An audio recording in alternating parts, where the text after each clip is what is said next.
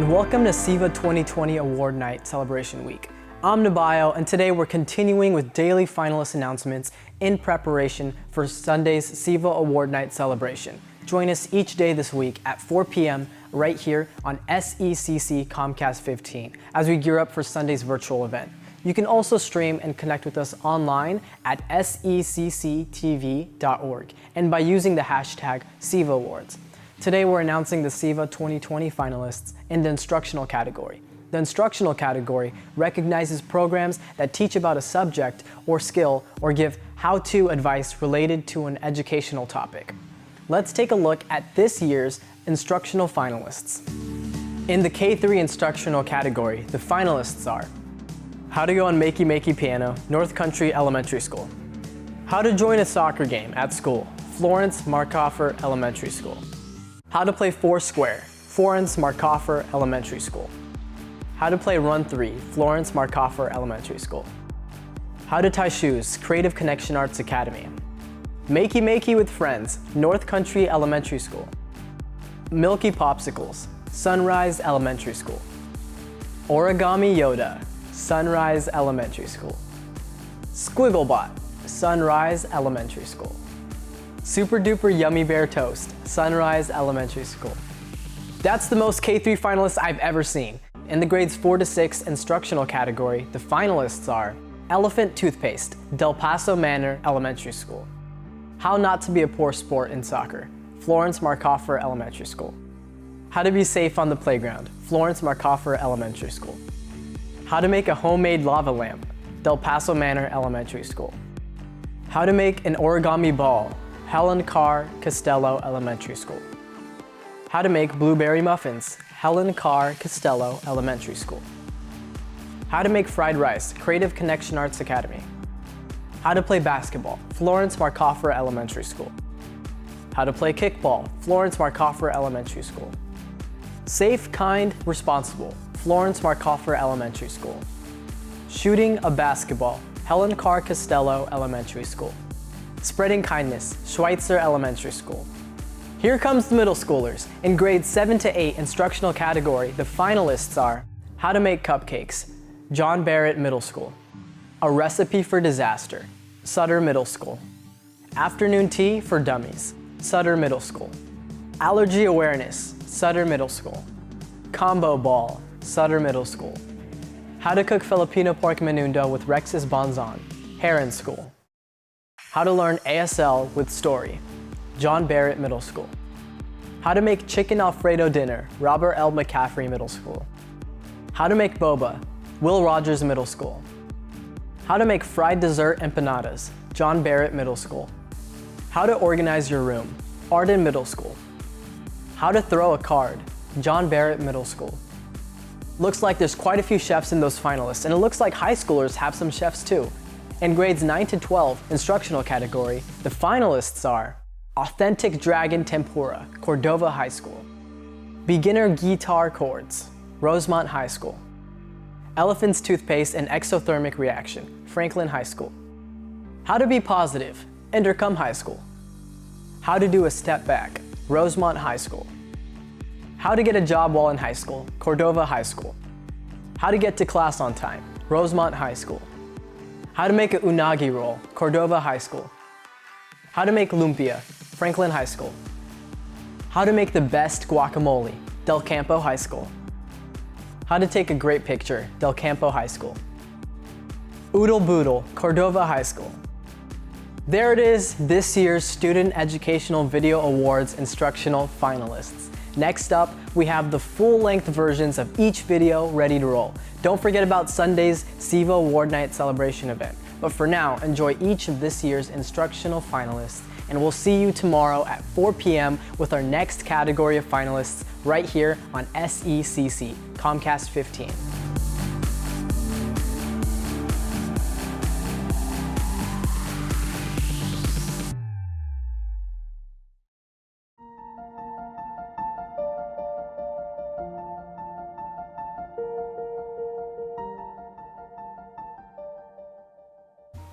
Hi, my name is Olivia, and today we're going to be using Makey Makeys. So first, we're going to pull out the Makey Makeys. And then you're gonna take out the board out of the plastic bag.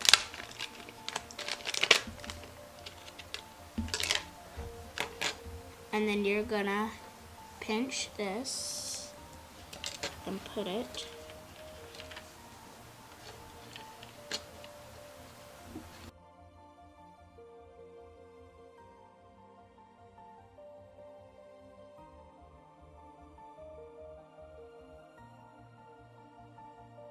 And then you're gonna use this side of the cord and plug it in evenly inside to the board. And then you're gonna take the other side. Let me grab a computer now. And I'm gonna grab some Play-Doh, take a little bit out, and put it like in a little square. I mean, not a square, but a circle. And wrap it around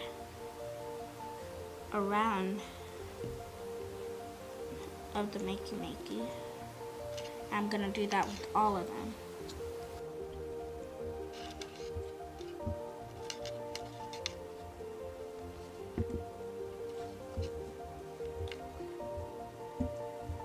And then you're gonna use this side of the cord and plug it in evenly inside to the board. And then you're gonna take the other side. Let me grab a computer now. You're gonna have, so then we're gonna log in, and then we're gonna go on Google and click up makey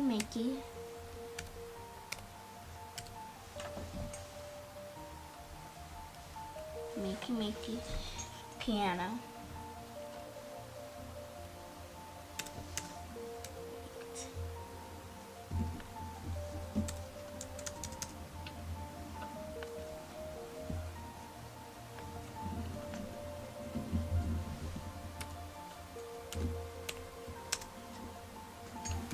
So you're gonna click up makey.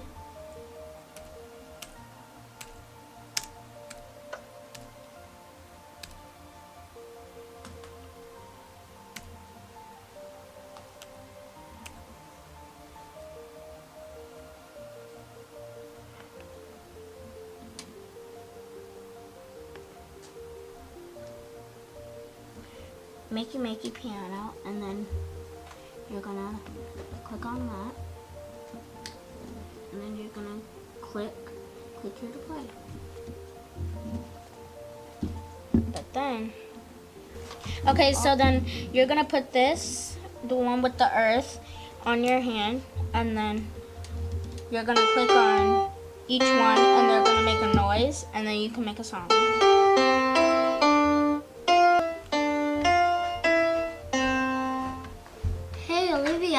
What are you doing?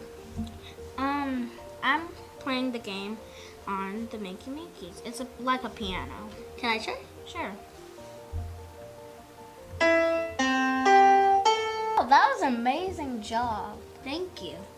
You're welcome. Okay, we'll see you next time. Bye.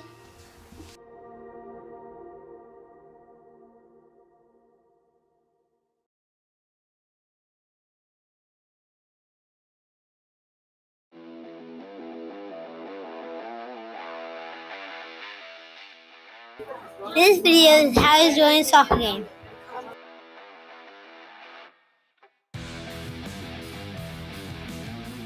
One way is the first stop at the goal. It's the easy way to get the ball.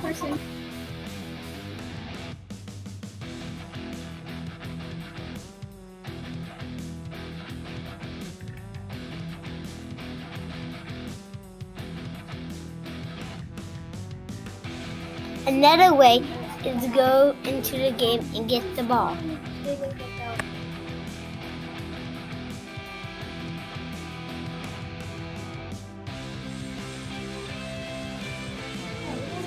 You can pass to your player and go in the same direction.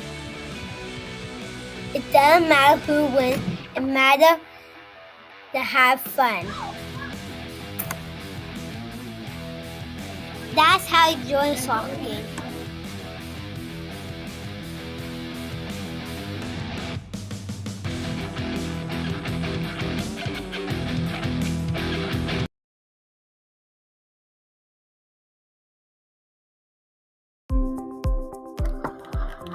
This is how to play Foursquare.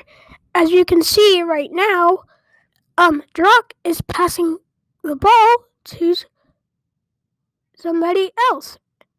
And this will go on until until somebody was finally out and the game is over.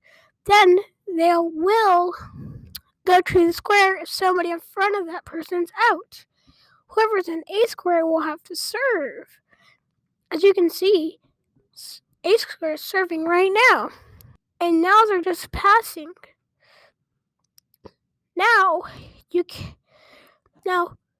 So the strategies are to hit the ball downwards to actually get a high hit.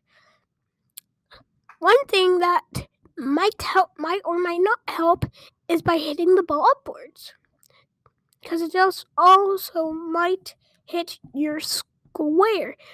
That's all for today.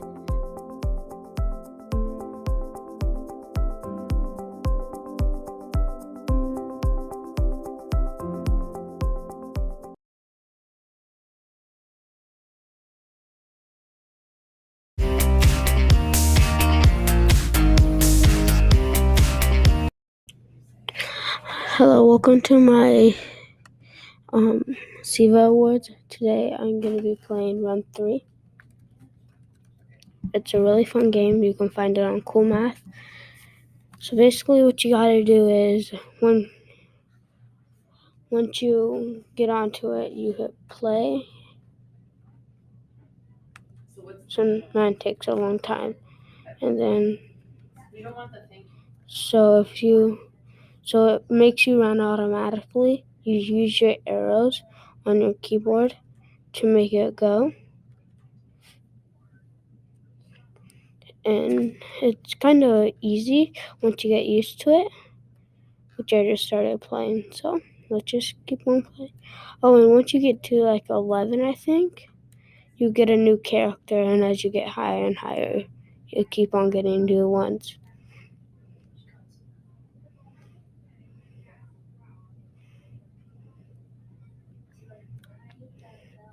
And they get harder as you get higher.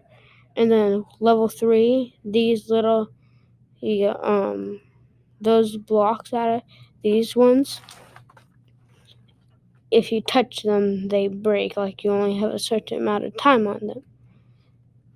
And then on level 10, it's a lot of the things. And if you hit one, you go, all of them break. It's really hard. So, man. And if you die, you basically have to fall through the cracks, and then it just restarts you at the level.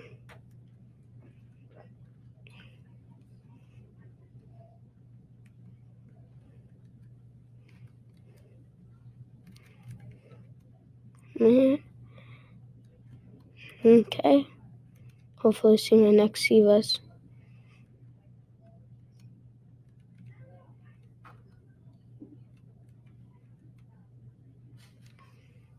Once I get to a level 11, I'm really good, since level 16, I think, is the easiest for me too.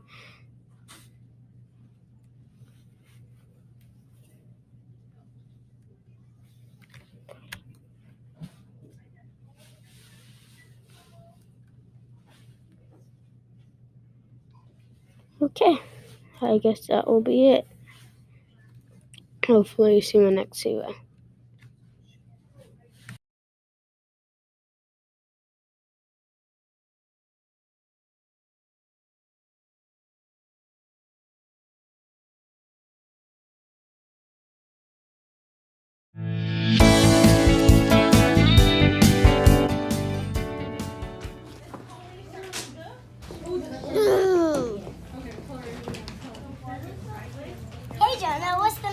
My mom gave me shoes with laces today. Do you not know how to tie shoes? Oh, it's just so hard. I can teach you how. First, cross your laces so they look like an X. Next, tuck under a lace and pull through the hole. Then make 2 loops and make an X again. Last, tuck a loop, then pull through tight. Let's review the steps. Step 1, make an X. Step 2, tuck and pull. Step 3, make the loops. Step 4, tuck and pull straight tight. Oh man, that wasn't so hard. Now I can wear shoes with laces every day. Thanks for your help, Millie. I'm glad I can help.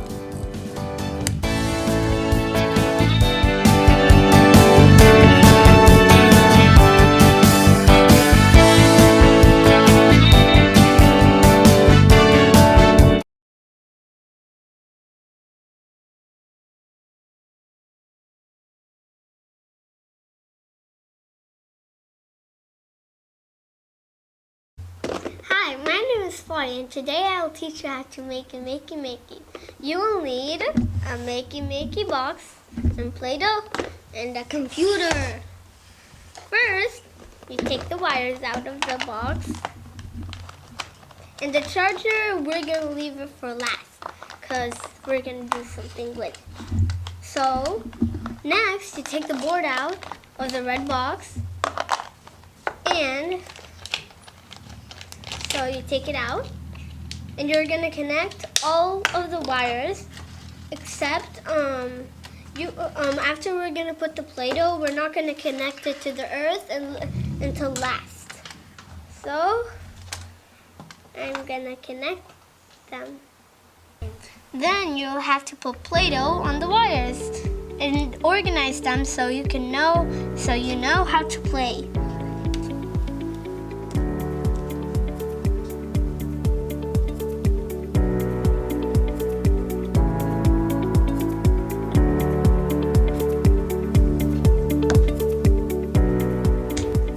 Then you'll plug in the USB cord inside the computer like this. Then you put the wire on your hand, the one that's in earth. Mine is here. And then you type in makey makey games. Or if you want, you can type in makey makey Mario.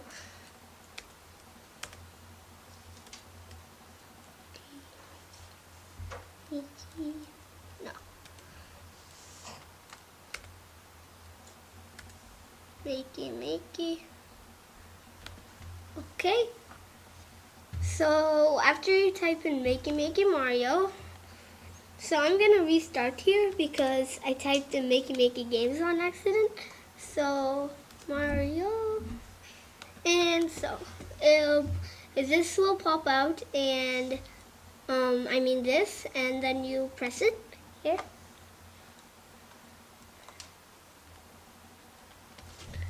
And you press the first one or the second one, it does actually matter.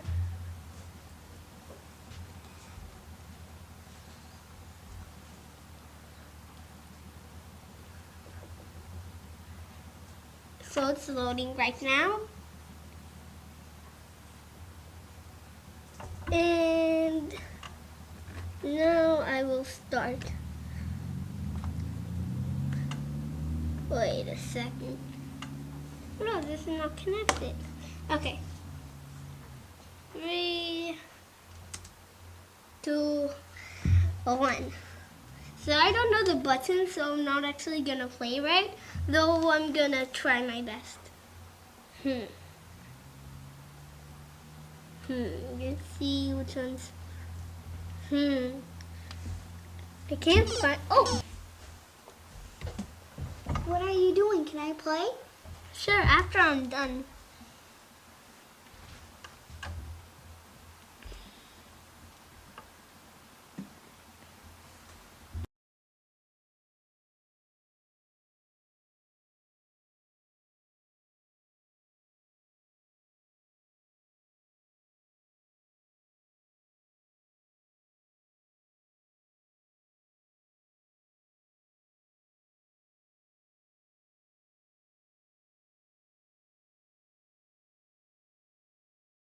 Hi, my name is Selma and I'm going to teach you how to make milky popsicles. They look like normal popsicles, but they don't taste like them, and they're really yummy. Here are the things you'll need to make milky popsicles. You'll need vanilla extract, 2 tins of evaporated milk, 1 tin of condensed milk. Food coloring is optional. You'll also need measuring spoons. Of course you'll need popsicle molds. These are popsicles. You'll also need 1 spoon and a jar. If you can't find a jar, you can also use a large bowl. The first thing you'll need to do to make milky popsicles is open the can of condensed milk in the 2 tins of evaporated milk. If you can't do this on your own, you should get an adult to help you.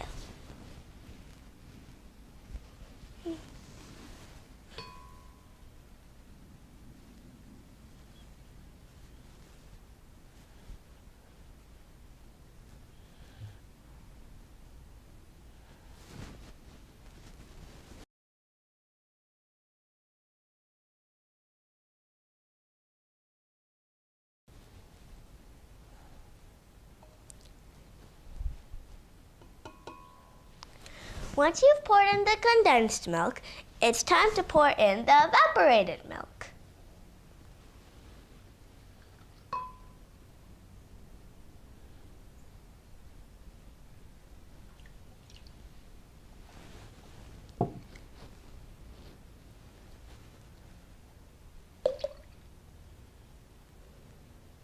The next thing you'll need is a teaspoon of vanilla extract.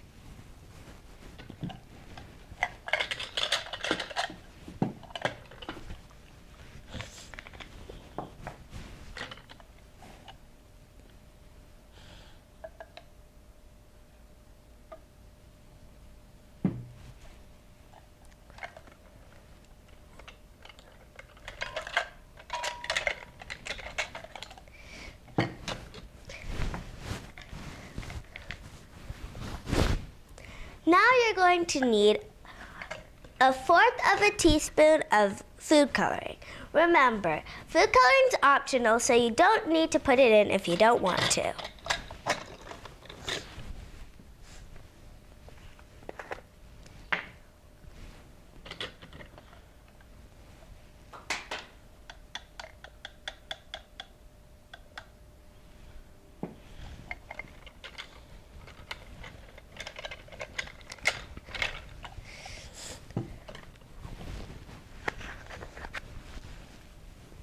Now you can mix it all up.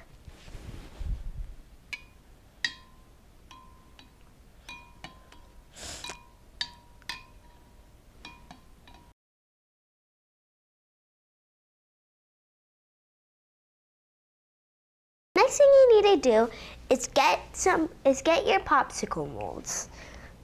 You'll need to take the lids off them, and then you'll start pouring the mixture into the molds.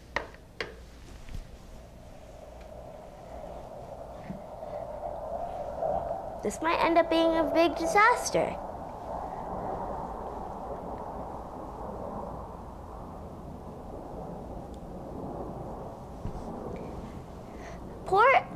Fill it up until it's almost full.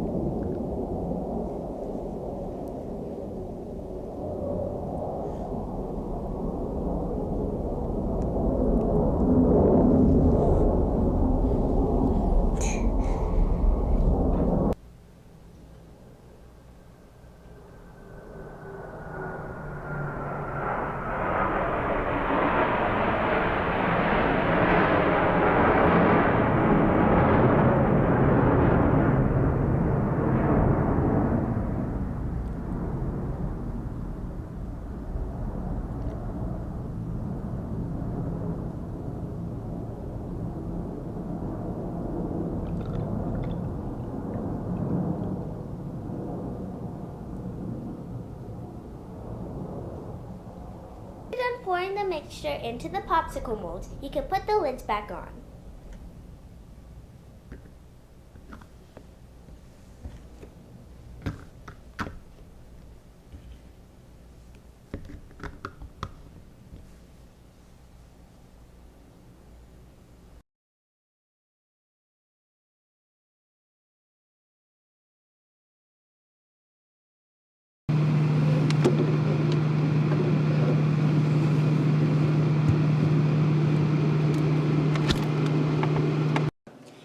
Popsicles are in the fridge, all you have to do is wait. That's gonna be easy. Patience is my middle name.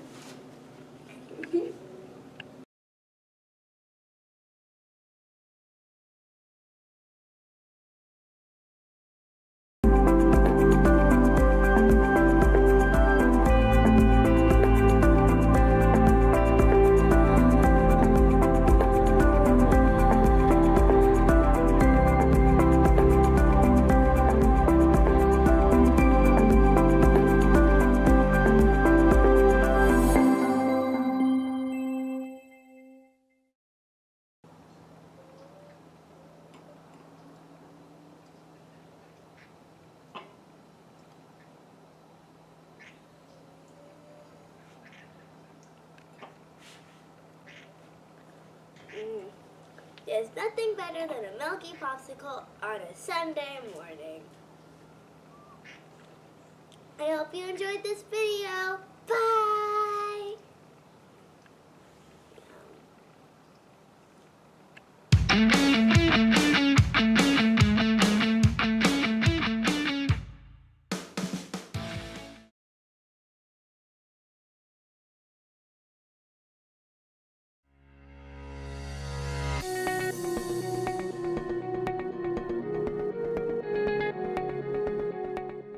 Hi, I am. Excuse me, can you wait, please?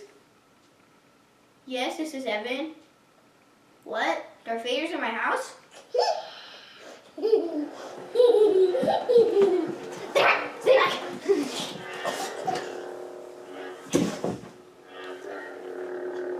Yeah, get you! Sorry about the technical difficulties. What did I say again? Oh yeah, I'm going to show you how to make a 5-foot origami Yoda. What you'll need is 8.5 by 11-inch paper, a green and brown crayon, a number 2 pencil, and some tape. So you take the paper,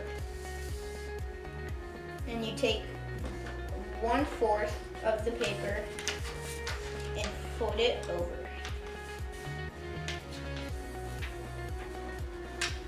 If you want to give it a good fold, you can take your thumbnail and just rub it all the way across. It doesn't matter if it's short or long.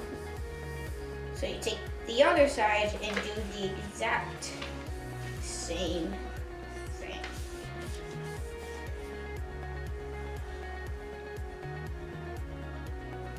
So it should look like an envelope.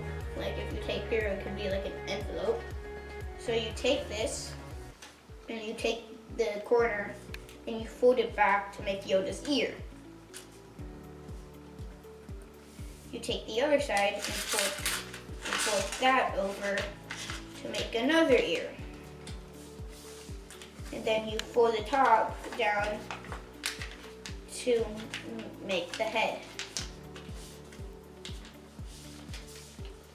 If the ears don't really match, you can take some scissors and snip off pieces you don't want. You see how this one's more triangular and this one's the other way? You can snip that off to make them both triangular. Just throw it out in the garbage. So then you draw a face and a hand,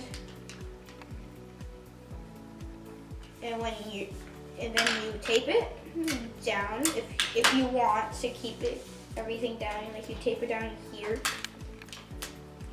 and tape it down here, and you color the head green. You color the head green and the hand green, and you color the clothes brown. And when you're done, it should look something like this. And this is how you make a 5-foot origami Yoda. Boom! We have Origami Yoda here, but it's not Origami Yoda without an origami lightsaber. What you need to make an origami lightsaber is 8.5 by 11 inch paper, a black crayon, a blue, purple, red, or green crayon. I'm going to use green. Tape, a number 2 pencil, and scissors.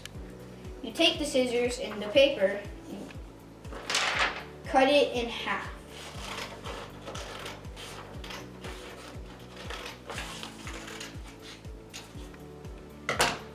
And save this one for another lightsaber. You take the bottom part and fold it up. You go to the back and fold these parts in. And this is where it gets a little tricky. You take the other side and you put it up. What you're supposed to do is pull this flap and stick this part into the flap.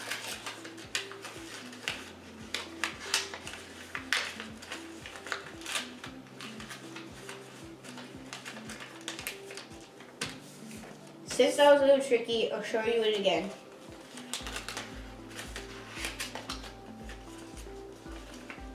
Open the flap and kind of fold it in.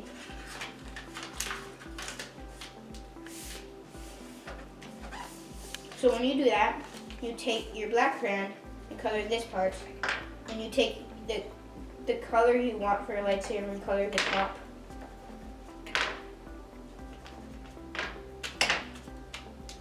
And when you're done, it should look something like this, and this should be the color of the lightsaber you picked.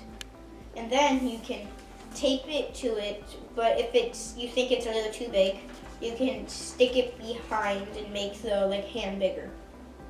And that's how you make a lightsaber for Origami Yoda. Now you can bow Darth Vader.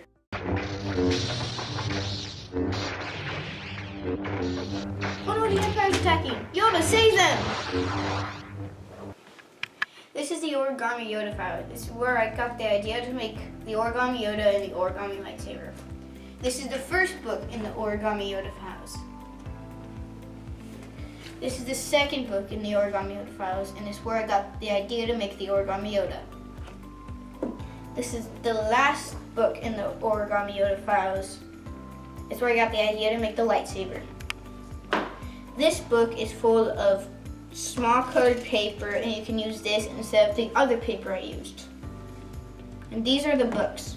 And if you want to read a good book about the movies, read this one. But it's not the whole series, it's just a few of the movies.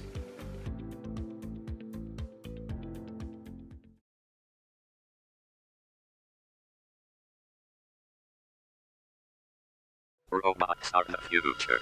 Robots. Hi, Allie. What would you like to do today? I'm not sure. Do you want to draw a picture? I did that all yesterday and my hands are tired. Do you want to build a robot that colors? Sure. Hi, my name is Everly. Hi, my name is Allie. And we're going to be building a squiggle box. For supplies, you're going to need a glue stick, a DC motor, a battery, and a dried up glue stick and some paper. And a cup, 2 googly eyes, 3 markers, and some tape. And first we're going to start off with the googly eyes. You're going to get your glue and glue them. And have a partner do them, because it's a little better. Or a parent. This could be tricky. Yeah, it sticks to your fingers. There you go. Then you're going to glue it on.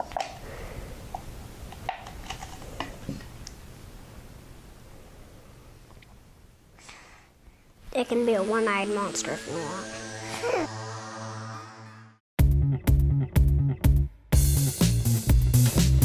Next, you're going to put on your DC motor with your glue stick onto the cup. Can you please give me a piece of tape? Thank you. Then, now we're going to attach the battery. Can I have a piece of tape, please? Thank you.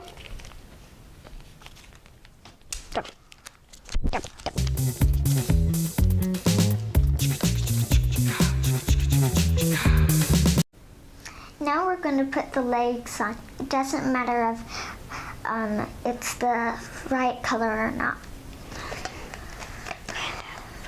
You're going to need 2 pieces of tape.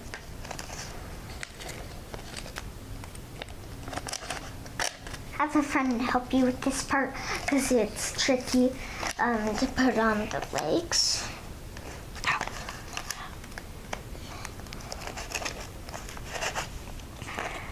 Next, you'll take your next marker. And you're gonna do it 2 more times.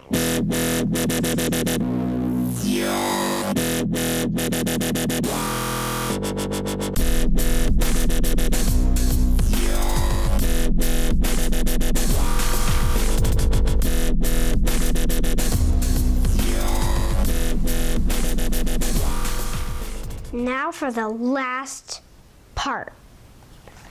You're going to touch one side to the motor. And you want someone to hold the bottom. Yes. This is very tricky.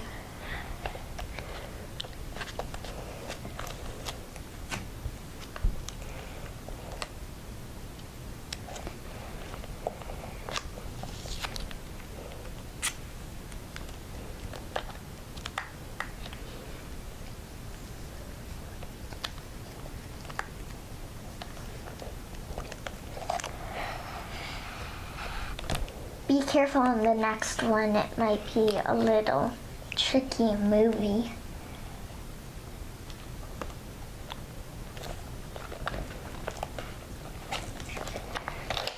Oh, jeez.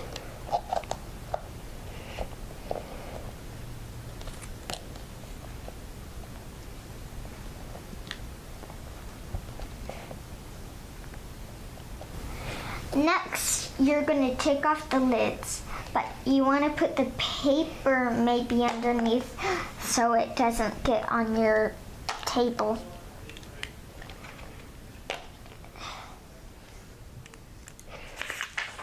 Get your paper out. Put it in the middle.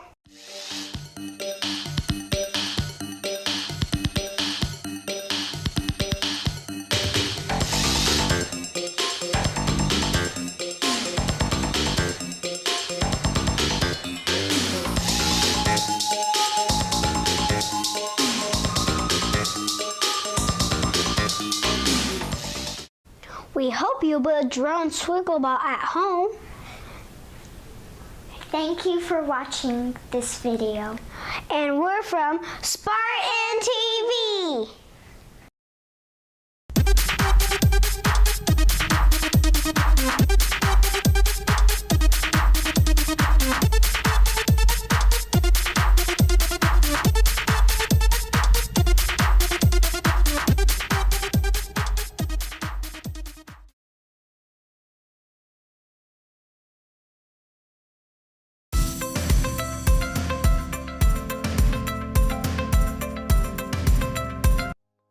Hi, welcome to Haley's Kitchen. Today I'm going to show you how to make bear toast. I'm going to show you guys how to make bear toast because it's very fun to make and it's so good. The ingredients you're going to need to make the bear toast are 1 banana, some blueberries, Nutella or peanut butter. You can choose which one. And then 1 piece of bread. The things you are going to need to make bear toast are 1 paper plate, 1 kitchen knife, and then a toaster. The first step is to put your one piece of bread in the toaster and then start it. Now I'm going to cut my banana into 3 even pieces. Here's a tip when you're peeling. You can have it cut here and then you can peel. Makes it way more easier. And you cannot use this top piece here because it won't look like the other ones, okay? So you're gonna need to cut 2 big ones, 2 big bananas. you're gonna need to cut it into 2 big slices and then 1 small slice, okay? And while we're waiting for the toasting, we'll tell you a little bit more about their toast. You can make it after school, you can surprise your family with it for breakfast, and yeah. Okay, so you want to do it on the more down side. So I'm doing it on this side. Okay, so you are going to want to use Nutella or peanut butter. I'm going to use peanut butter. Okay. There we go. I got it open. Okay, now I'm going to spread it all over the toast. Okay, and while I'm doing this, I will tell you more about their toast. You can surprise it for breakfast or for your family. It's a good snack. It's healthy because it has like fruits, and if you use peanut butter, it will be healthy because it's not that sweet. So it's a good healthy snack, and that's pretty much why I'm doing this. So yeah. Now, because I spreaded all of the peanut butter. Okay, now I will get 1 big slice and then put it in the top right corner, then the other big slice and put it in the top left corner. Now, this last slice, I'm going to put it close to the bottom in the middle. Now, you're going to want 3 blueberries. 2 for the eyes and then 1 to put on the middle sliced banana, so it can look like a big nose. I'm starting at the nose. There we go. There. Okay. Now I'm gonna put the eyes. 1, 2. Then there's the 2 eyes. Now, so this is what it looks like.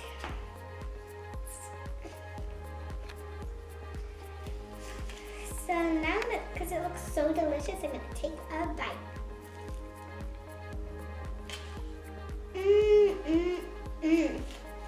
It's so good. Thank you for visiting Haley's Kitchen. See you next time.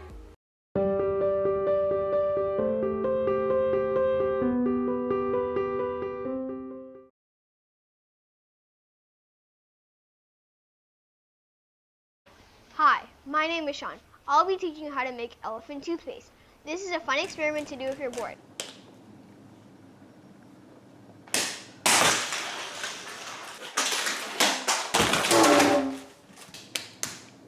Plus, it's a great opportunity to learn about science. These are the ingredients that you need for this experiment. 1/2 cup of hydrogen peroxide, a 32-ounce bottle, a couple drops of dish soap, food coloring, 1 packet of yeast, 3 tablespoons of hot water, measuring tools, and safety goggles and gloves. First step of making elephant toothpaste is get your hydrogen peroxide and pour it into the bottle. Then you add your dish soap. If you poured too much dish soap, it will be too foamy. Then you add your food coloring. If you tilt it like this, it will make stripes.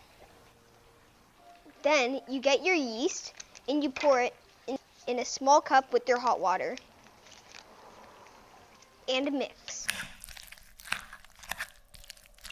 Then you get your mixture and pour it into the funnel in the bottle and watch the foam form. But what is the science behind this experiment? Yeast contains a catalyst that breaks down the hydrogen peroxide into gas and water. The oxygen gets trapped by the dish soap and you got foam that squirts from the bottle. This is an exothermic reaction. An exothermic reaction is when there is little or no heat used but generates heat during the experiment. Warning, do not touch the foam.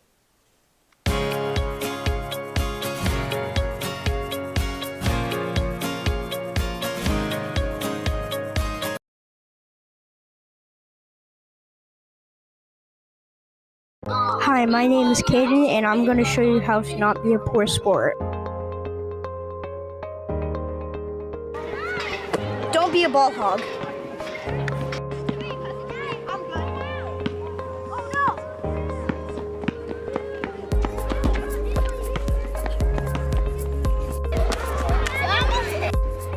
teammate.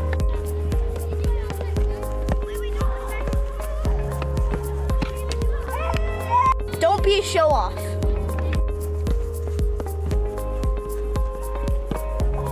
Boo! Don't celebrate in people's faces, it will make them sad. Hey! I scored! I scored!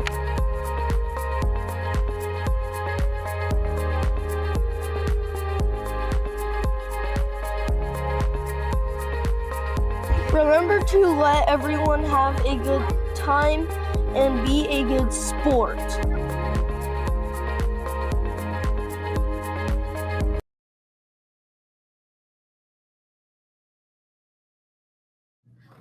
How to be safe on a playground.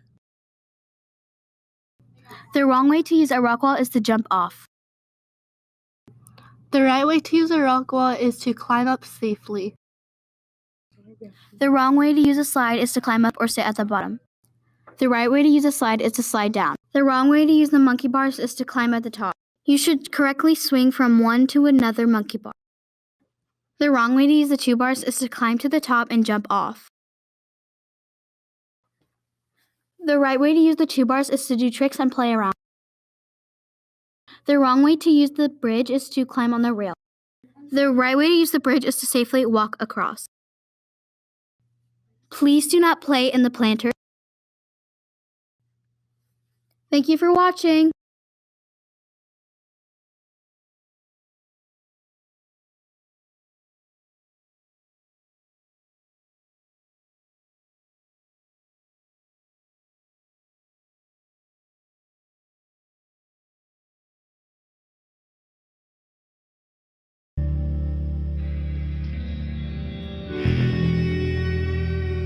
Hello, my name is Wesley. And I'm Brian.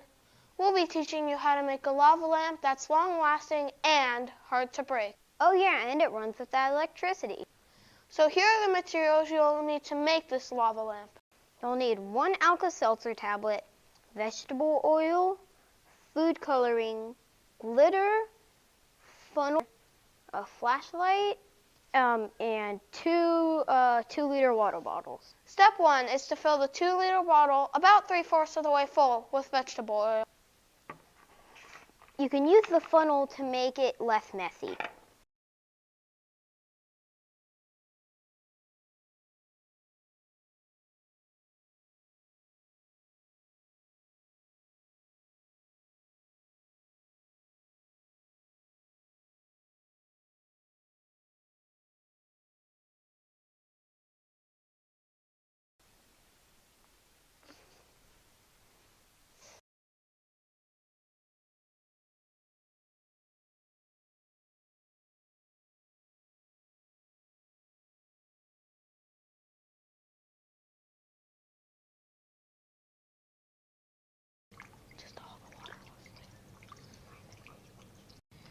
Now you don't want to fill it all the way full, so just in case if it opens, it won't spill too. You could add the glitter for extra sparkles. Might want to shake it around a little just to get all the glitter in there. And you could add some food coloring to make it more colorful. You should add 7 to 8 drops of food coloring. We have put in yellow food coloring that will float down to the bottom, and then it will color the entire water section on the bottom. But then when you mix it up, the bubbles will be yellow. To make it erupt, you'll need to break your Alka-Seltzer tablet into 4 pieces and place them in one at a time.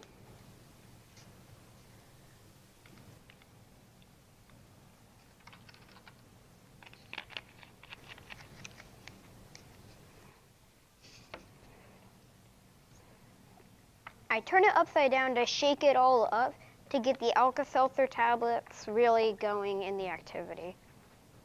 And then, so you can really get it going and see, you flip it upside down, and right now you can see some bubbles are whitish yellow and others are plain yellow.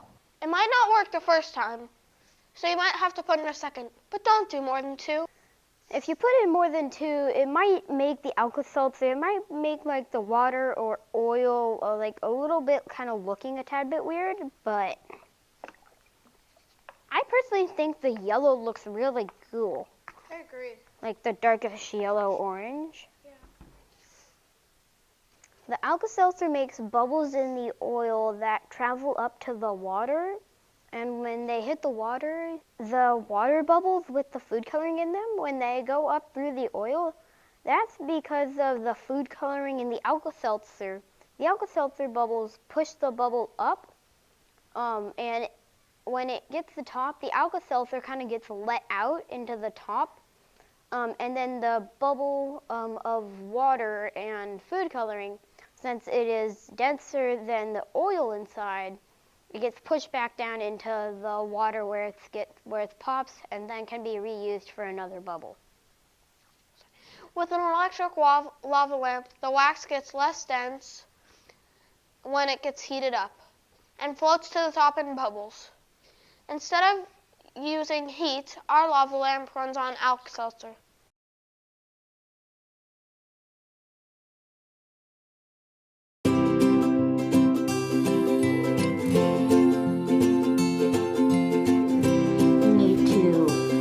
Your square piece of paper in half.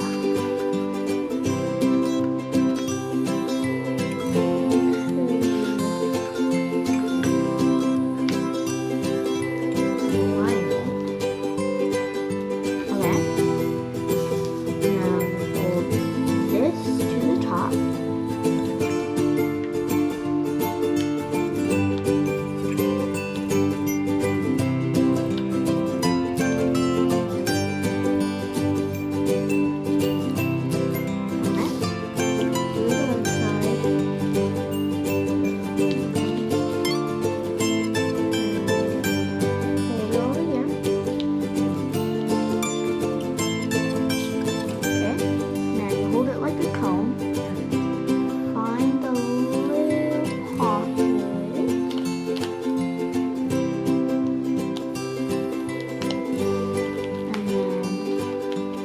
Find the pocket.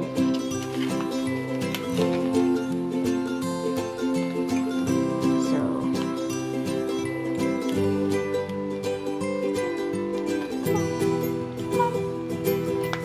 okay, once you find the pocket, you wanna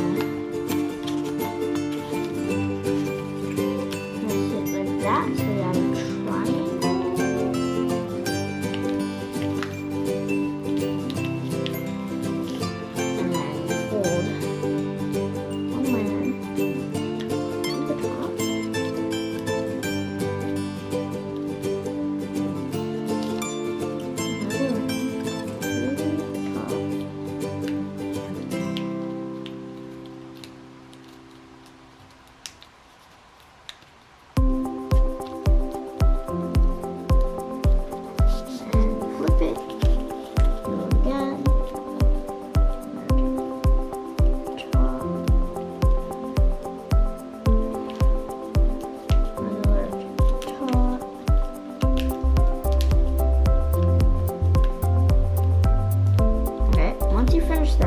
Grab one layer again, hold it to the center, do that 4 times.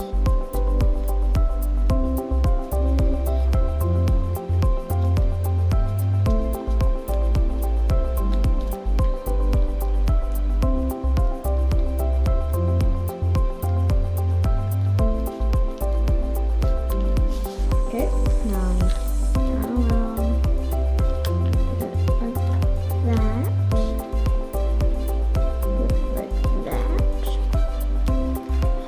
Okay, so once you do all that, you should have these little tiny pockets right here. So with those pockets, you want to open it, put it like that, put it in, then push it in until you can't push it in anymore, then fold it down. Do it again.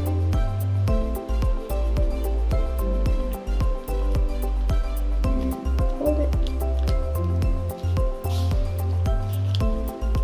Again, find the pocket.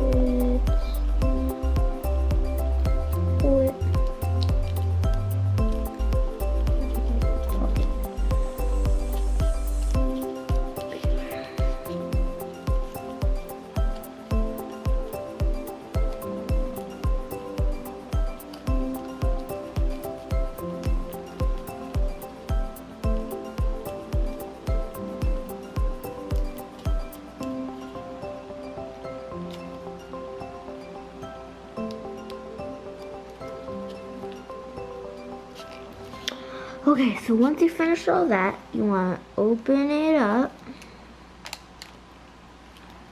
So you'll see one side doesn't have a hole, but the other side does. Once you find that side, you want to blow in it. And then you have your ball. So we have some finished products here. So look like this. Like this. Stop here. And that's how you make an origami ball. Paper ball. Same thing.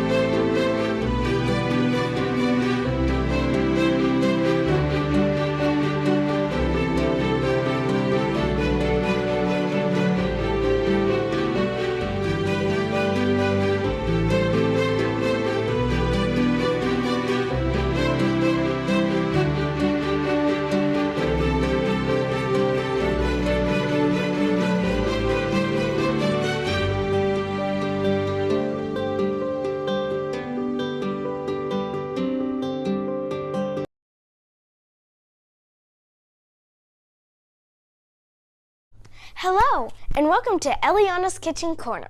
Today, we will be making simple and traditional Vietnamese fried rice. So, let's get started.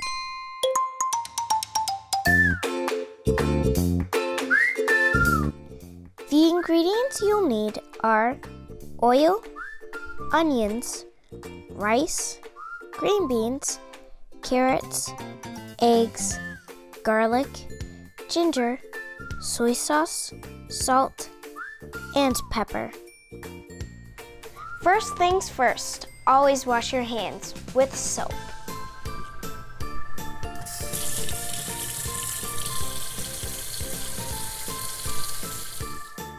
Dice up a half of an onion. Cut 1 large carrot. Cut a handful of green beans. First, you're going to start out with turning the stove to high. Then you're going to put in some oil.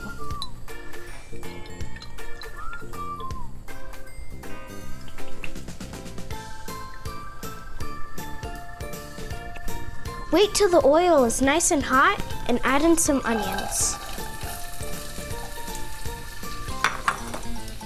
Cook your onions till they're golden brown. Now add in your rice.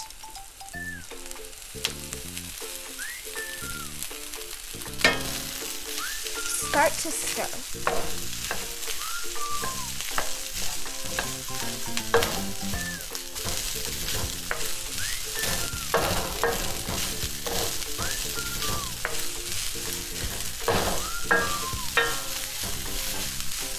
Cook the rice and onions for about 2 minutes. I like to make a hole in the middle for the eggs so they cook faster.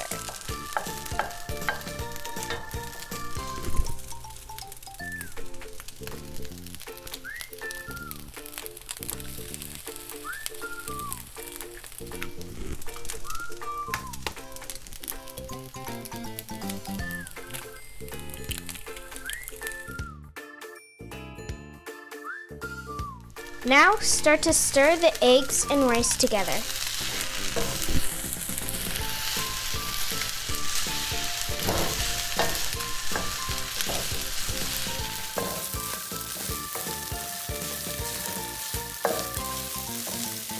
Now start to add all the veggies.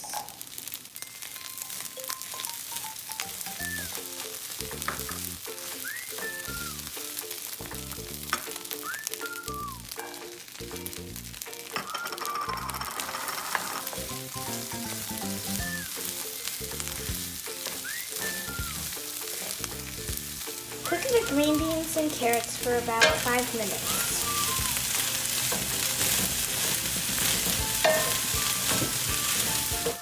Remember to constantly stir the fried rice.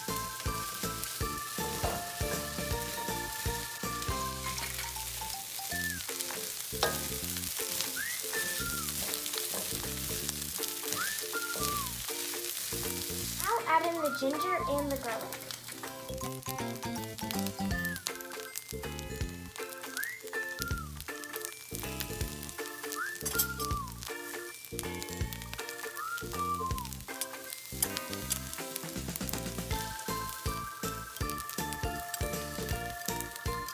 Stir for about 2 more minutes.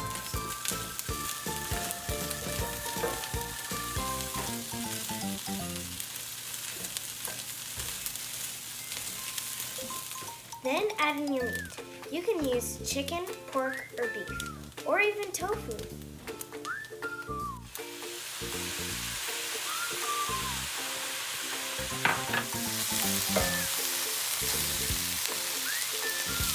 Again, mix it all up.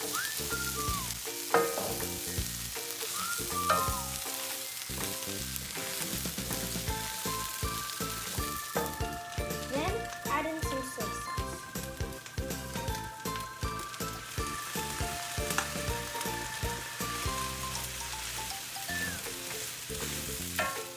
Last but not least, add in pepper.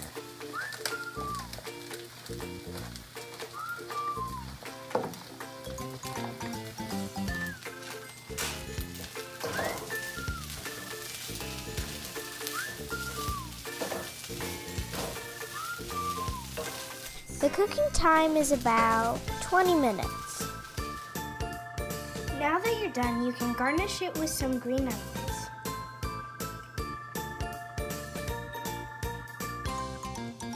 And that's how you make traditional Vietnamese fried rice. Enjoy. Mmm.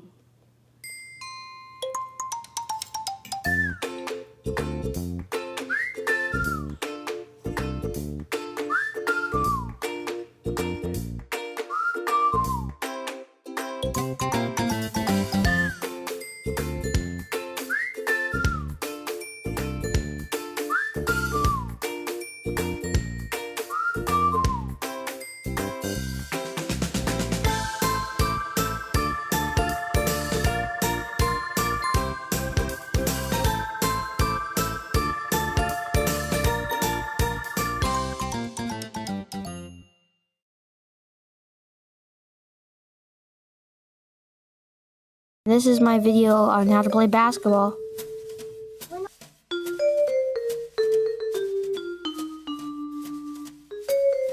These are the 3 basic passes. That's the overhead pass. This is the chest pass, and this is the bounce pass.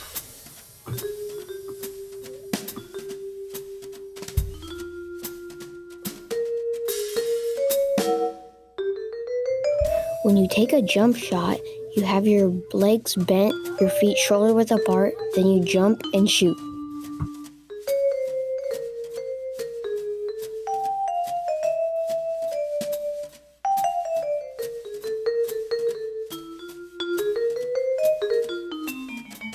When you do a layup, you get really close to the basket and you toss the ball into the hoop.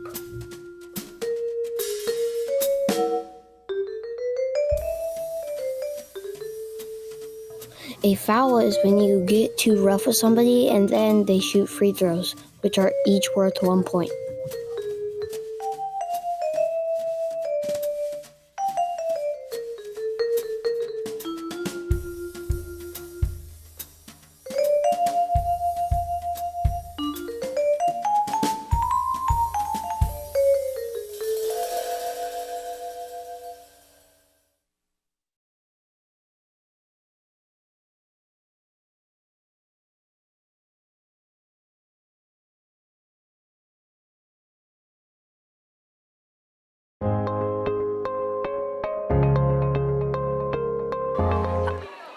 Mason, and this is my best friend Jet. Today I will be teaching you how to play kickball. All right, let's get started. So when you hit, you want to always try to hit the ball in the inside third of the ball. So next we're going to do base running. When you get a hit like we just taught you, you will run to first. And once you get there, you will have to touch the inside corner of the bag. So next we're going to talk about defense. Okay. So we're going to demonstrate how to get out on the field. First, I will kick the ball up in the air and Jet will catch it. Right? I'm going to kick it up in the air and Jet's going to catch it.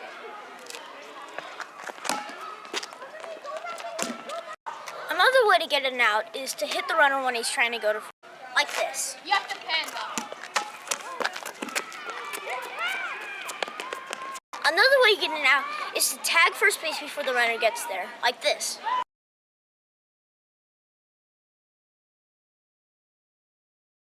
Way to get a person out is if they so let's say they hit it over your head and they missed first base, second base, or third base. You could go touch that bag and they would be out because they missed it. As you just saw, he missed the bag. So if I get the ball here, I have to have it in my grasps, and I touch the base. He's out because he missed the bag. Hope you learned something new today. Well, that's it for now. See you guys next time.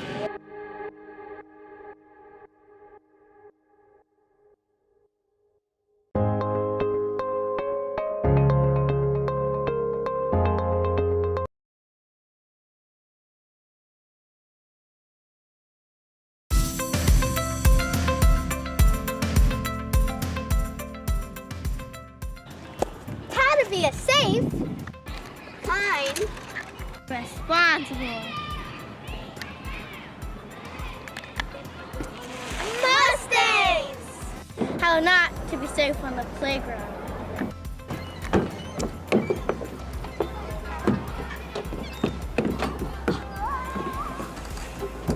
No, no. No, no. No standing up on the bars. No, no. Fine. Woo. Are you okay? Yeah. You can play with me if you want to. Okay. Let's Are go. you to the school? Yes. Yeah, we can play together. I have some other friends. Love this green, tan, cool hair tie. I hope I don't drop it in there. I'm gonna get sweaty if I don't have a hair tie. I have one. Here. Oh, thank you. Let's go play. Play. Responsible.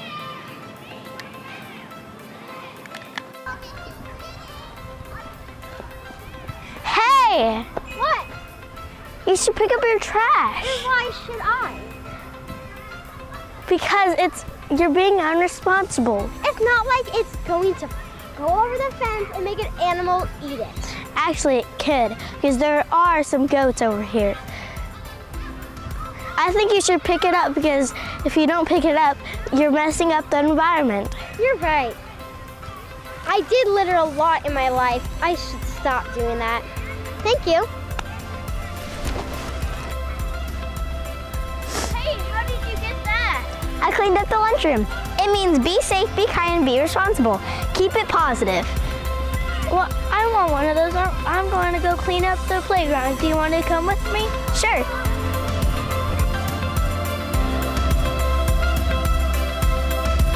But we weren't even filming. Yeah, I'll be honest. Wait, I literally stopped. Wait, are you filming? Yeah. Oh my gosh, they have bats and they're swinging at each other. Where? I'm kidding. Like Sandlot. No. But I think really positive things about everybody. Really nice things. Stop!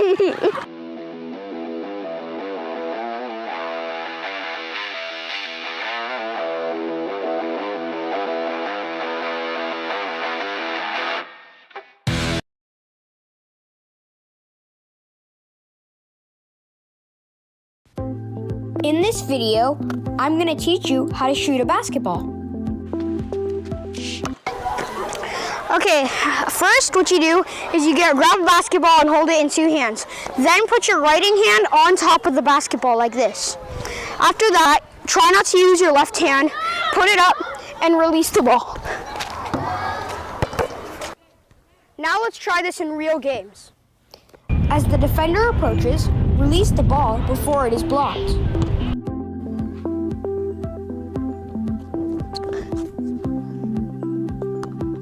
Now if you keep practicing, you can make it like this.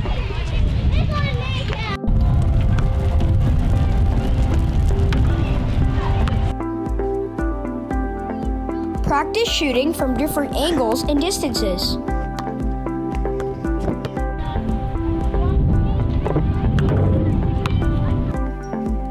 Don't get discouraged if you don't make it every time.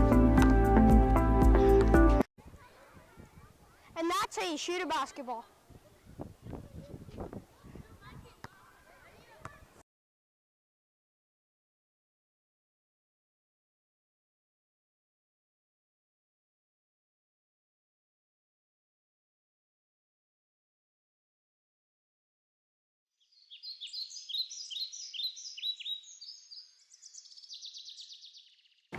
Let's send some kindness. Start by relaxing your thoughts. Picture someone who needs some kindness.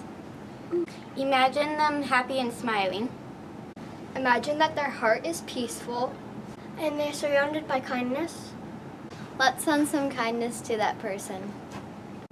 I hope they have a wonderful day. We hope all their problems go away. I hope that they smile all day long. I hope they have a wonderful day. I hope they get a warm hug from someone they love. Let the kind thoughts flow from your heart to theirs. Now send those thoughts to that person.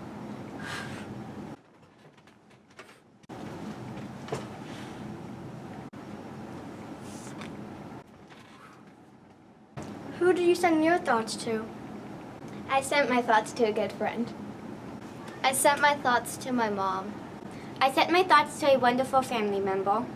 I sent my thoughts to my teacher. It only takes a minute to spread some kindness, so be nice and kind.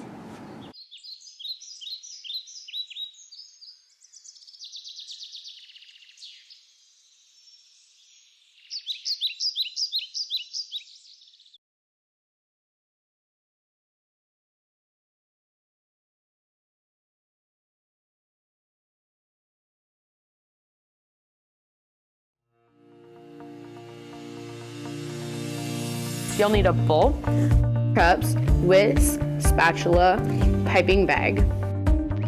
Now get out your cupcake pan, your cake mix, get your frosting, toppings of your choice, and cupcake liners. Now get your eggs, your oil, preheat oven to 350. Put in your cake mix into the bowl, 1 cup of water, 1/3 cup of oil. Get out your 3 eggs, break them, and put them into the bowl. Then mix. Now line your cupcake pan with cupcake liners and then pour in the batter. Once done, put into the oven. Now scoop out your frosting and dye it. Put your piping bag onto a cup and fill it up with frosting. Pull out cupcakes and wait for them to cool. Once done, frost them and then enjoy.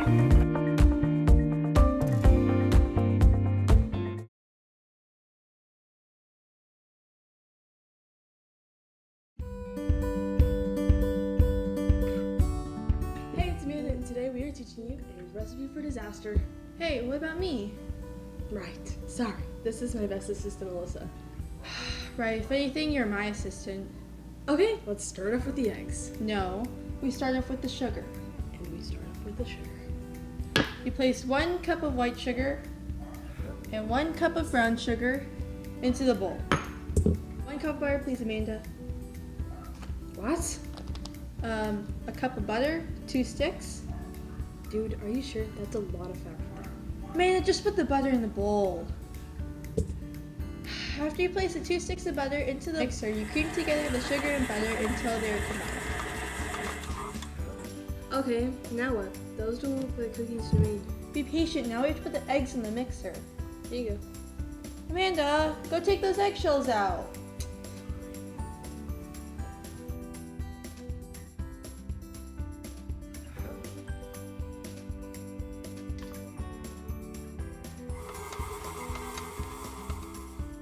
So you'll need half a teaspoon of salt, a teaspoon of baking powder, half a teaspoon of baking soda, and a teaspoon of vanilla.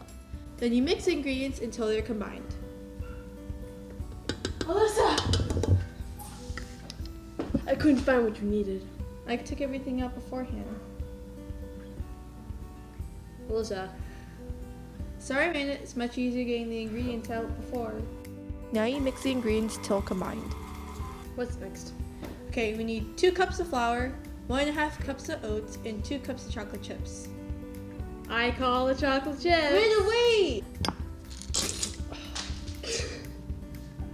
That's okay, we didn't have to do that part in order anyways. Now, we'll do the flour! No, I'll do that! And, Did you say we needed oats earlier? We do need them. So you put 1.5 cups of oats into the mixture, then you mix until everything is combined. Can I eat it? They don't look like cookies, but they sure smell great. No, we have to refrigerate the dough for at least 20 minutes. Do we have to? I can't even try it. No!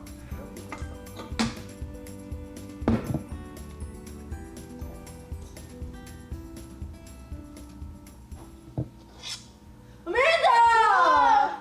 I told you you weren't supposed to eat the cookie dough. Now you put the cookie dough in the fridge for about 20 minutes.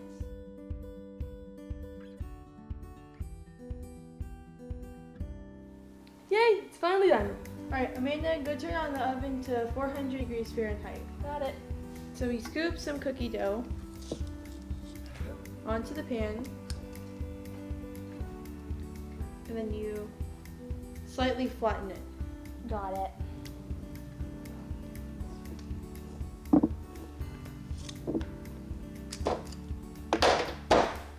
Amanda! What? I said slightly. Now you put the cookies in the oven for about 6 to 8 minutes or until they brown.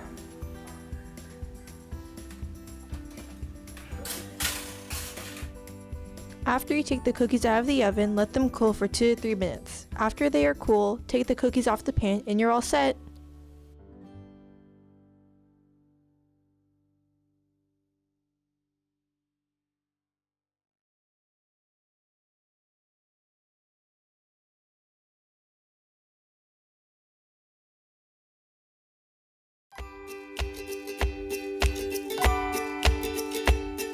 Hey, I'm Eva with Sire Middle School.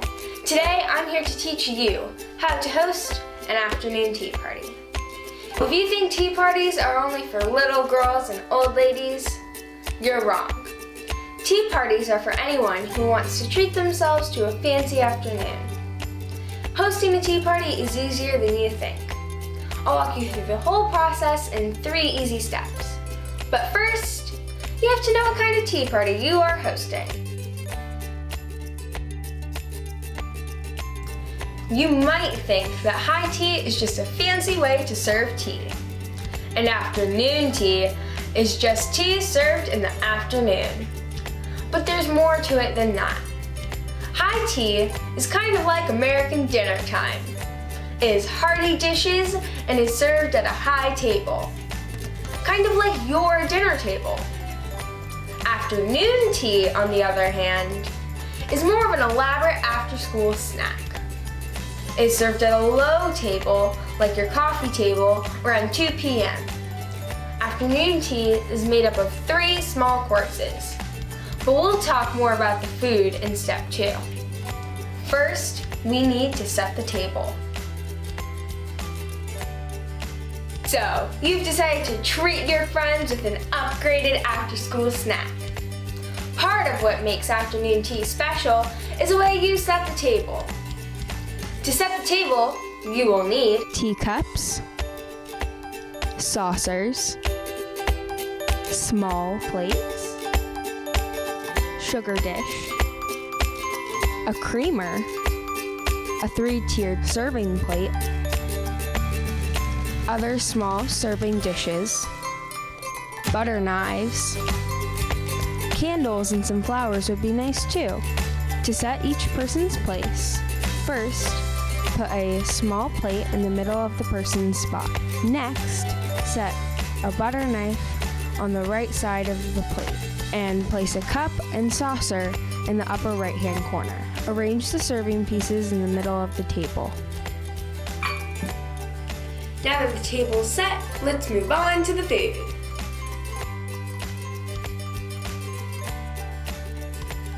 Like I said earlier, afternoon tea is made up of 3 small courses. These courses are served on a 3-tiered plate. The bottom plate holds the first course and displays savory items like deviled eggs, goat cheese on crackers, and my favorite, tea sandwiches. To make these tea sandwiches, you will need a cucumber sliced, lemon zest, fresh dill chopped, cream cheese, and bread. I prefer white bread, but wheat is fine. First, mix the cream cheese, zest, and dill until combined.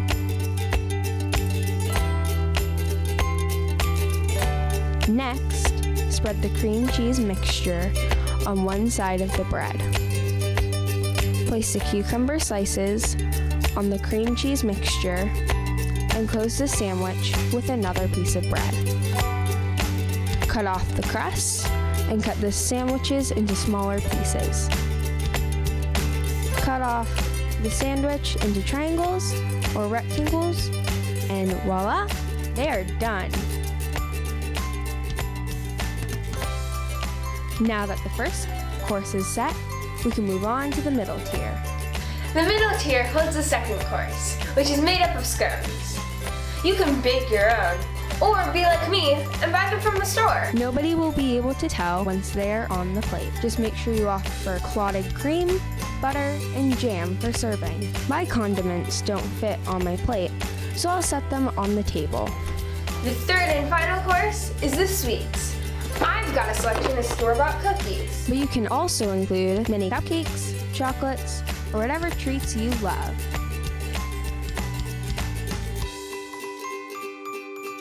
Wait to make the tea until your guests have arrived. Nobody wants a cold cup of tea. To make a pot of tea for 4 people, you will need a kettle, water, a tea strainer and tea leaves. Tea bags will work too, and to serve, cream and sugar.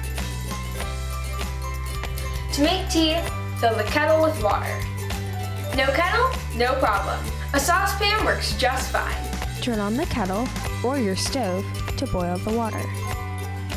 While that's happening, put your loose leaf tea into the strainer. Set the strainer, or tea bags, into the teapot. Pour the boiling water into the teapot and let steep for 3 to 6 minutes.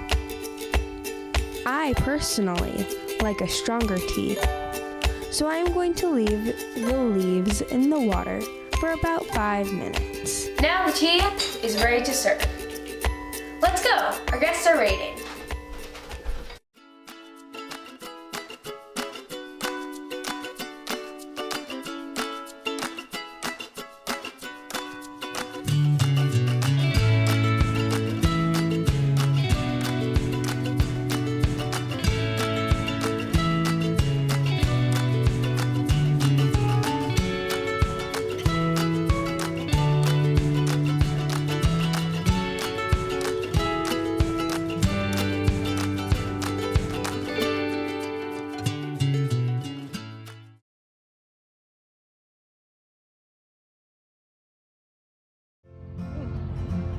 Hey, can I have some hot? Sure. Does it have any nuts in it? No, I think it's just almonds. Oh, nice.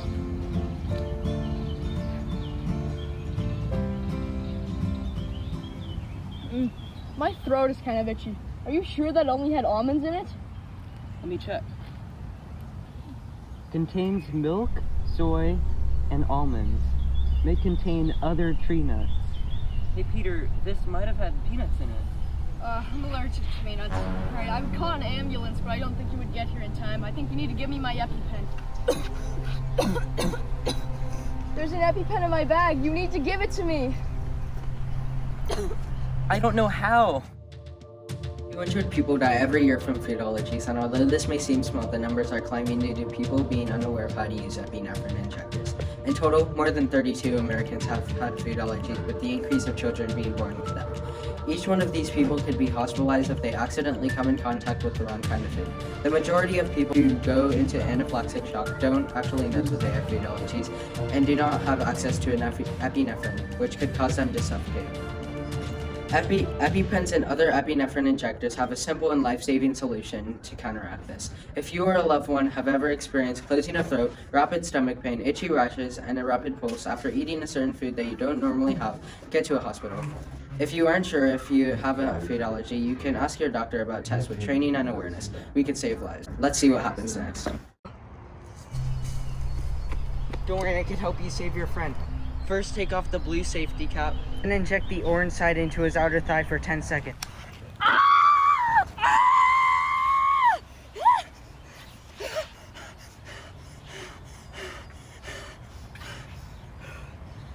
Thank you. You can pull it out of my thigh now. Thank you, strange man. Bye-bye for now.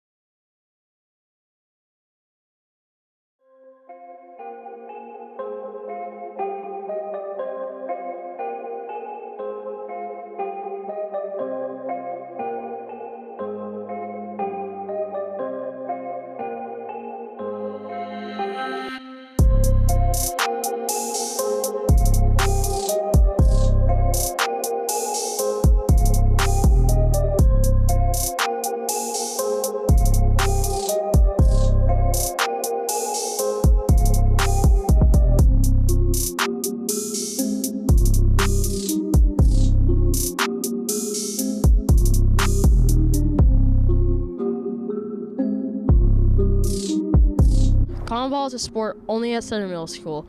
It is a sport that includes many different sports, including soccer, football, rugby, basketball, and even keep away. It takes the skills of throwing, catching, and dribbling. Common ball was created by Mr. Jones, who is a longtime PE teacher. Let's go check out an interview with him right now. Hi, I'm here with Mr. Jones. So what made you want to create combo ball? Well, create might be a stretch of the imagination. I just was looking for a game that would get people moving. We don't want to be standing around. We want to be running and throwing and doing all kinds of things. So what was your favorite sport growing up? When I was growing up, things were different. Like when I was in high school, we played all sports. I played football, then I played basketball, then we played baseball. Nowadays, they want you to, specialize in one sport. I don't know if that's a good idea or not. But anyway, when I was younger, we enjoyed doing all the sports.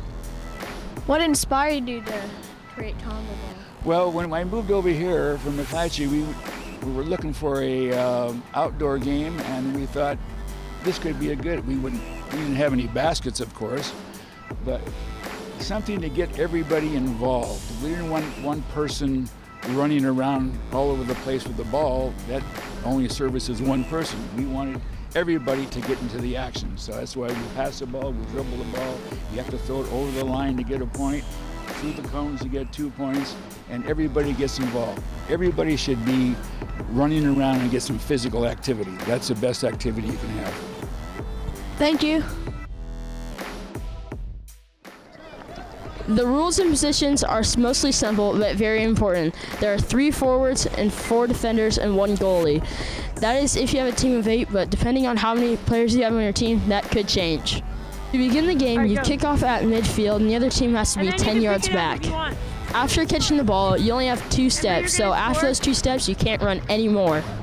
If the ball goes out of bounds, then you have to do a soccer-style throw-in over your head. You can score by catching it in the certain zones or by kicking it between the cones. Let's go check out an interview with yours truly, Maddox. Hi, I'm Maddox. I'm here with Caleb. So what's your favorite thing about combo ball? Well, it's super fun because, you get to play with all your friends, and it's a super competitive sport, so that's what I like about it. Nice, thank you. So this is Jordan. So what makes combo ball so special? Honestly, what I think that makes combo ball so special is the amount of teamwork and effort that goes into the game. It's really competitive, and yeah, that's about it. Nice, thanks. Hey guys, we're here with Miss Gonzalez, and we're going to be asking her some questions. So first off, what does it mean to teach this amazing sport? Well, when I first came to Sutter about 10 years ago in, 2009, they said, hey, Miss Gonzalez, you're going to be teaching combo ball. And I'm like, what on earth is combo ball? And then once I actually got to understand the sport, learn the rules about it, I've kind of taken it on as like a secondary baby here at Sutter Middle School, and I feel very privileged to get to teach it. That was awesome, thank you. So, what's the most entertaining part about teaching this activity? Well, I tell you what, one lesson I really enjoy teaching is a couple days in the activity where we teach the pickup skills. And as you'll see many times in the game, when the ball's on the ground, you can't pick it up with your hands. So you have to maneuver the ball with your feet. And I enjoy seeing the kids try to do the little flick up, pick up roll and catch it with their hands because it takes a little bit of practice. And even the best soccer players struggle with it. So as a teacher, I've mastered the skill over the years, but I get a kick out of seeing the kids work through it, but then achieve mastery of the skill when it comes to gameplay, as you've probably noticed in some of the videos. Yeah, thank you so much.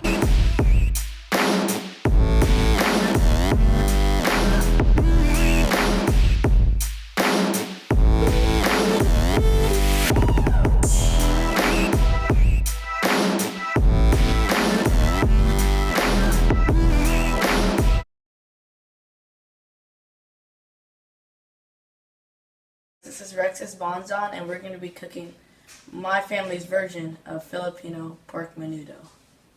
Now these are the ingredients for Filipino pork menudo. Our first ingredient is 1 1/2 pounds of pre-cut pork belly. The second ingredient is 2 teaspoons of vegetable cooking oil. Our third ingredient is 3 regular-sized hot dogs cut into little small pieces. And our fourth ingredient is mixed vegetables. It has carrots, corn, lima beans, green beans, and peas. Our fifth ingredient is menudo mix. You can get your menudo mix at Seafood City Supermarket. And our sixth ingredient is 1 1/2 cup of water. First, before you start cooking, you have to wash your hands.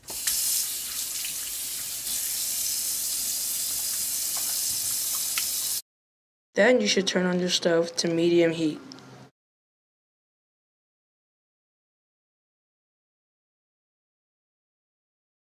You should add your 2 teaspoons of vegetable cooking oil into the pan.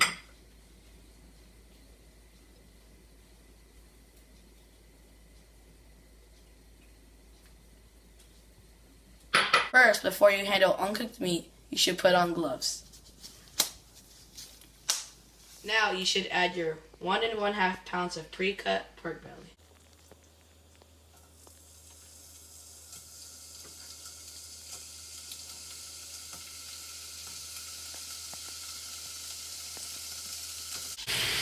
After your meat is on the stove, you should cook it till it's brown. After 5 to 7 minutes, the meat is brown. Since the meat is brown now, we should add the cut up hot dogs.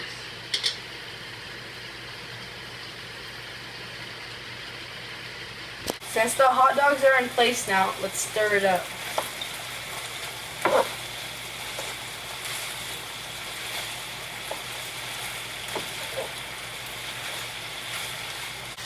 Since all the meat is brown, let's add 1 1/2 cup of water.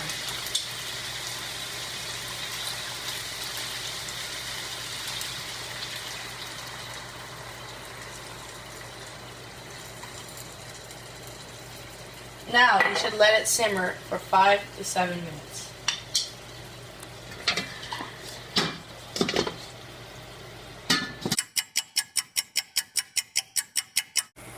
Now we're going to add the mixed vegetables.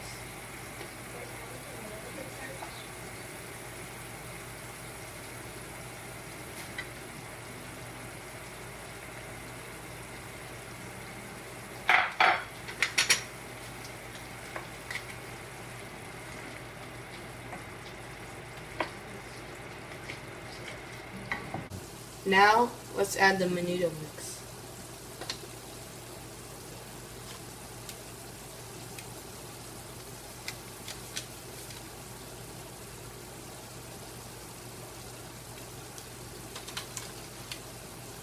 Now you have to stir it up.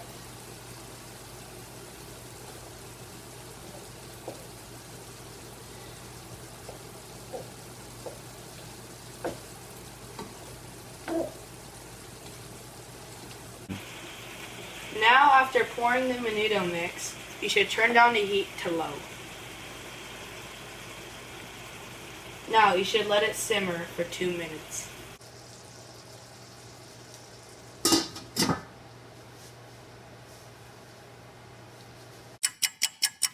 After 2 minutes, you should turn off the stove and let the food breathe before serving.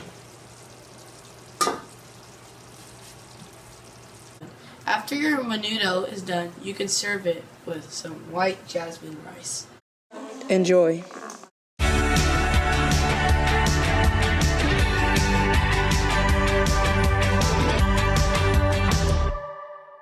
Thank you for watching me cook my family's version of Filipino pork menudo. Hope you enjoyed.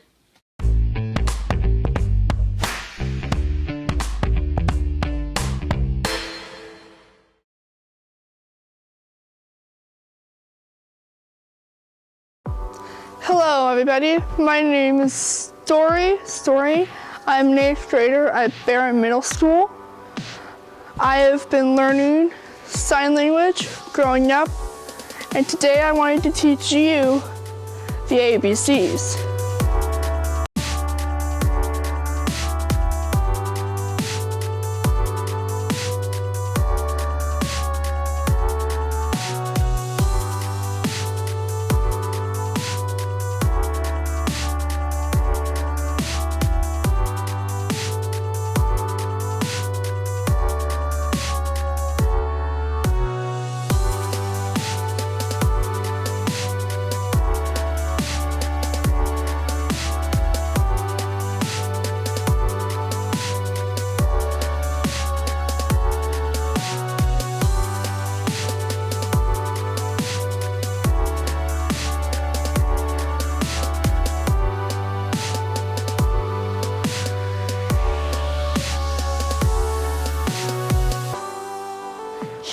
few simple words in ASL.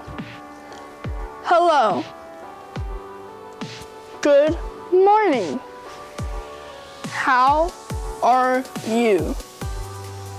I love you, and peace out.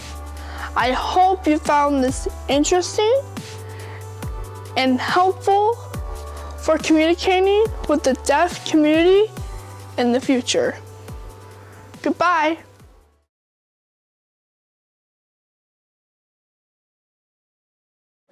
Hi, I'm Seth. And I'm Carson. Today, we're going to be showing you how to make a delicious dinner for your parents. Let's get started. We'll be making chicken Alfredo, salad, asparagus. To start our chicken recipe, we will need chicken breasts, Parmesan cheese, seasoning, salt, and pepper. First thing we're going to do is preheat our oven to 450 degrees.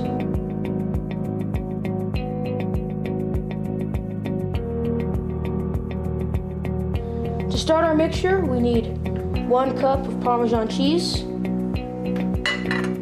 1 tablespoon of seasoning, 1/4 teaspoon of salt, and 1/4 teaspoon of pepper. We'll season our chicken.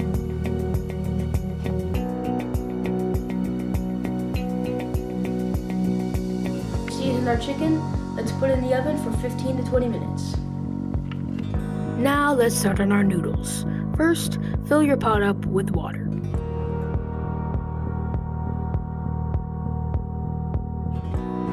Once the pot is filled, put it on the stove and let it boil.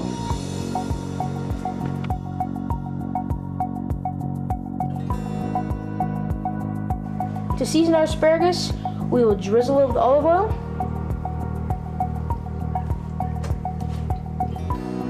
And sprinkle garlic salt on.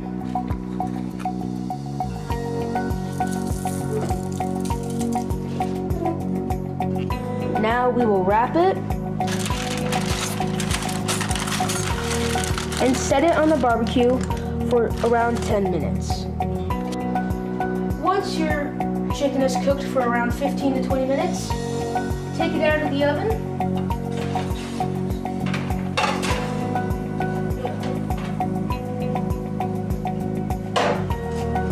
Check it for pink and you're good to go. Seems to be no pink, so we're good.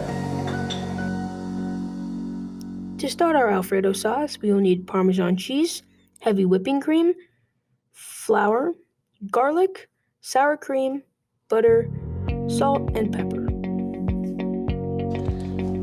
Now that the coals have been burning for 10 to 20 minutes, we're going to place the asparagus indirectly on the barbecue and let those cook for 10 to 20 minutes. Now that the chicken is baked and we've let it cool for 3 to 5 minutes, let's cut the chicken up into small pieces. Now that our water is boiling, let's put the fettuccine in.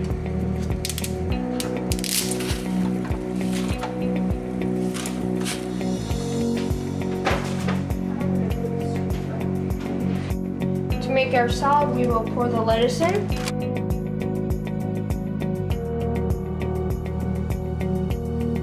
Now apply your toppings. We have kidney beans and garbanzo beans, so we'll be opening those up. Now apply your toppings of choice.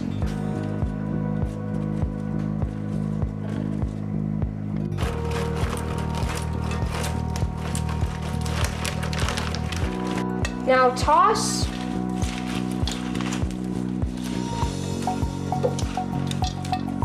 Now, to make our Alfredo sauce, we are going to melt our butter. Make sure to put your stove on medium and wait till that's melted.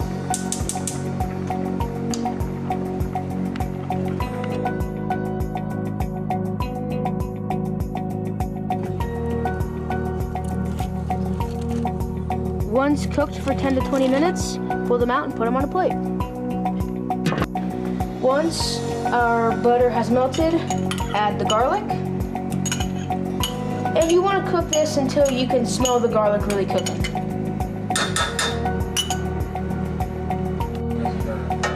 Remember to keep stirring. Once you can smell the garlic cooking, add your flour.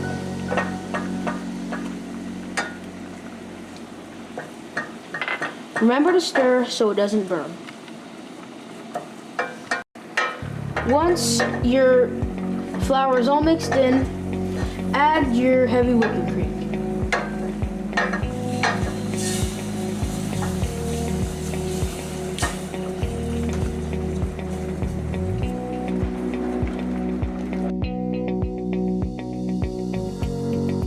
Once your noodles are done, pour them into the colander.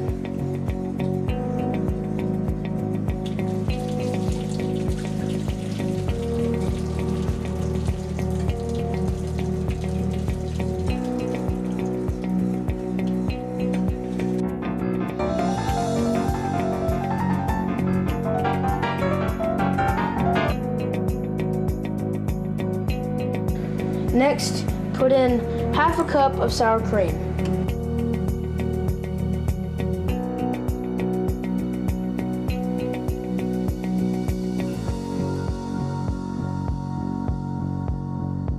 Once you've whisked, add your Parmesan cheese. 1 cup, that is. After stirring, add salt and pepper. Now add your sauce to your noodles.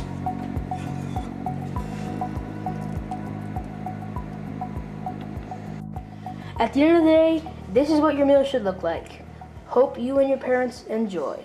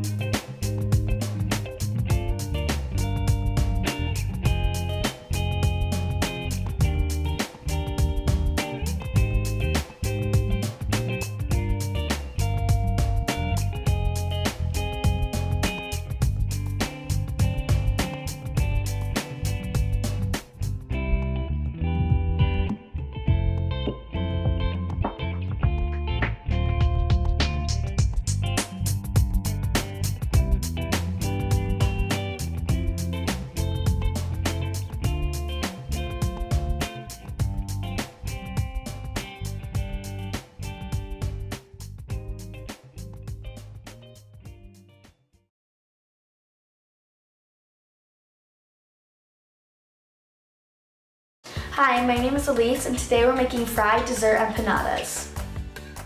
First, you have to put your hair back because you don't want hair in your food. Next, wash your hands. You'll need 3 cups all-purpose flour, 1/2 teaspoon salt, 1 teaspoon baking powder, and 1 tablespoon of sugar. Next, you'll need 1 stick of butter cut into 8 pieces. Drop it in and close the lid tightly. Press the pulse button repeatedly. It will form a crumbly consistency like this. Next, you'll need 1/4 cup of orange juice and 2/3 cup of sparkling water. Take the lid off your blender carefully. Drop the orange juice in the blender. And finally, drop your sparkling water in.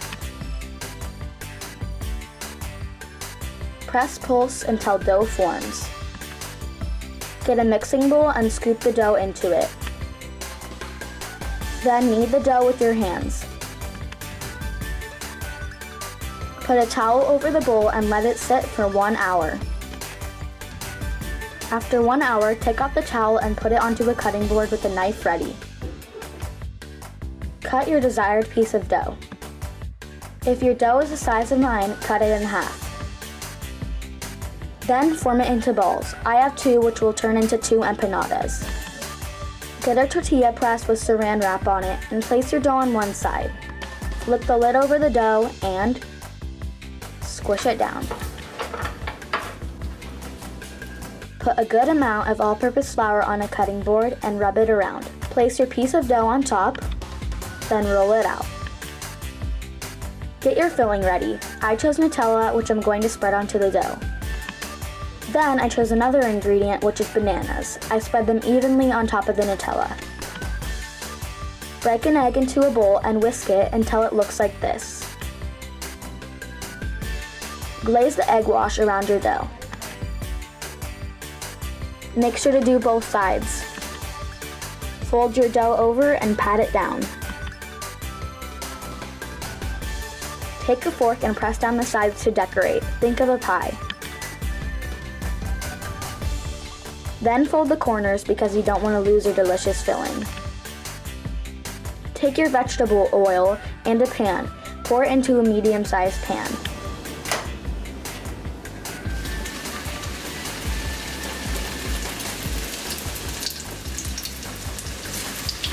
You may need an adult to help you. You're going to have to place the empanadas in until brown and flip it when the other side's brown and put it onto a paper towel. Take some sugar and cinnamon and mix it.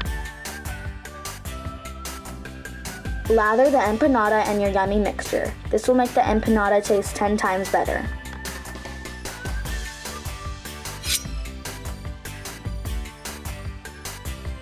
Oh my, look how good that looks.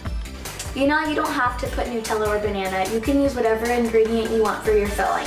Thank you so much for watching and I hope you enjoyed. Elise out.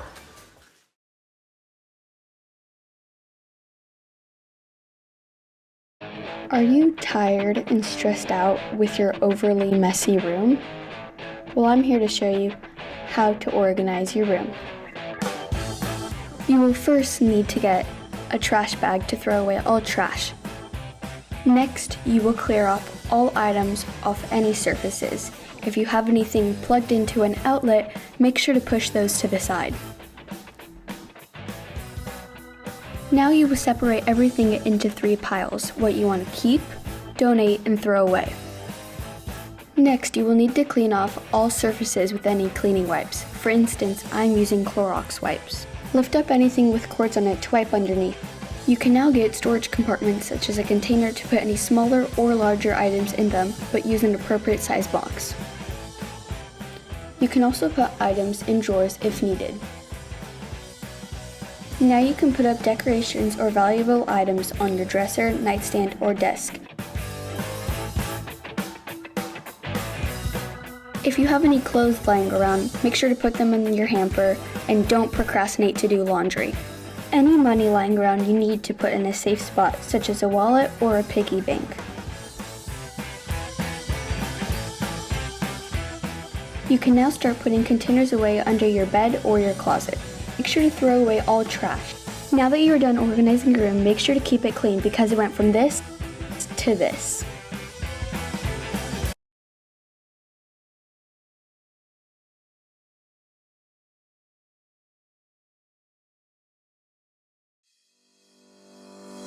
Want to learn an impressive trick to show your friends? Yes? Well, here's a quick and easy way to do so. It's called How to Throw a Card. Step 1. Find a card from any deck. Get a grip. Use your middle finger and your pointer finger to pinch the edge of the card. Step 3. Wrist down and arm back. Step 4. Take a step forward and make sure your foot is pointed forward towards the target. Extend your arm and flick your wrist. here's a quick little recap. Use 2 fingers to pinch the edge of the card. Make sure your wrist is down and your arm is back. Take a step forward and make sure your foot is pointed towards the target. Extend your arm and flick your wrist. And let the card go and watch it fly. Yo, nice throw, bro. Nice throw, man.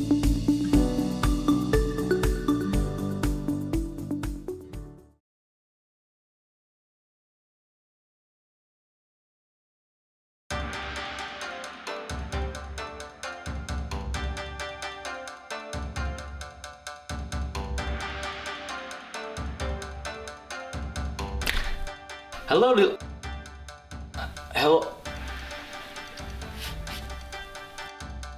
I'm a guy now. What? Hello ladies and gentlemen. Welcome to my instructional video on how to make sushi. There are several types of sushi, but we're focusing on tempura and dragon rolls. The tempura roll contains tempura fried shrimp along with vegetables and sesame seeds, where the dragon roll also includes thin slices of avocado.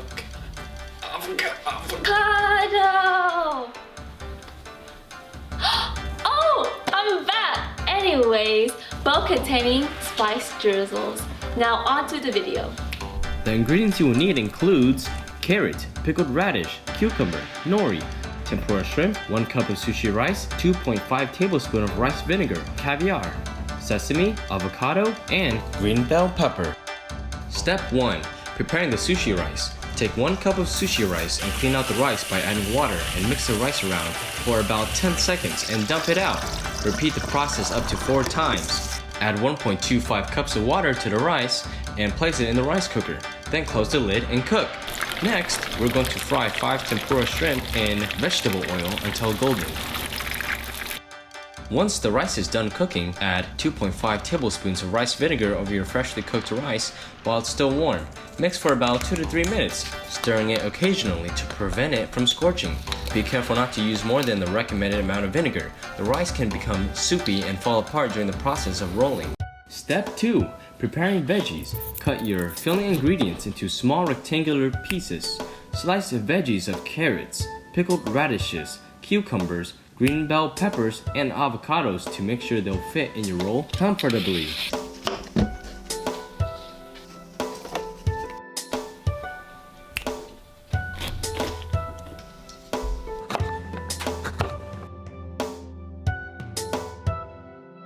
Step 3. Assembling the sushi. Place a sheet of nori on your rolling mat with the shiny side down. The nori is an essential component of any sushi roll as the base and wrapper for your roll. Nori is delicate, so handle it gently to avoid tearing. Grab 3/4 to 1 cup of rice and place it in the center of the sheet. Pat the rice down gently with the flat of your fingers to evenly distribute over the surface of the nori. Leave 1 inch of space at the top of the nori to close when rolled. Be careful not to spread the rice too thick. Sprinkle some roasted sesame seeds on top of the rice. Flip the sheet to the other side so that the rice is on the bottom of the nori. Add filling ingredients to the nori. Take about 1/3 of a cup of sliced veggies and 2 tempura shrimp and arrange them in a line. Try to avoid overfilling your roll. Step 4. Rolling. Take the nori closest to you and slide your thumbs under the lower edge to lift up and forward to fold the bottom of the nori over itself. Continue to pull forward carefully and apply light pressure to help mold the roll until it is closed.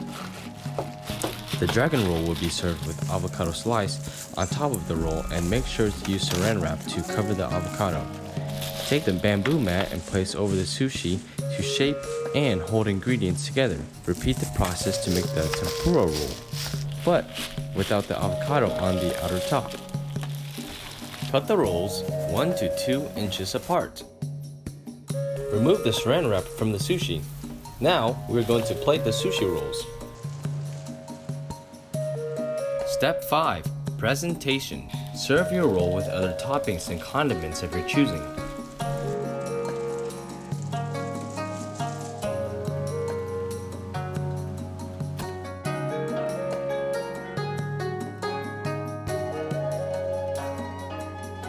Sprinkle a pinch of toasted sesame seeds over the top of the roll to add the finishing touches. Plate your rolls with a few slices of pickled ginger, seaweed salad, caviar, and dollops of wasabi.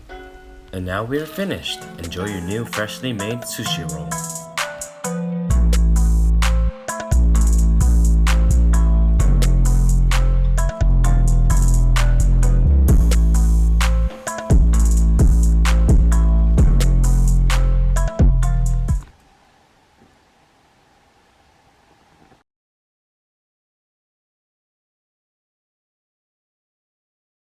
Hello, I'm Adam Wanlin. I'm here to show you the things that I wish that I learned when I started learning guitar. To start us off, to learn the guitar, you're gonna need this one very important thing. You're gonna need a guitar. This thing is a Fender Squier, an acoustic steel string guitar. It has a black rim, just sunburst to it.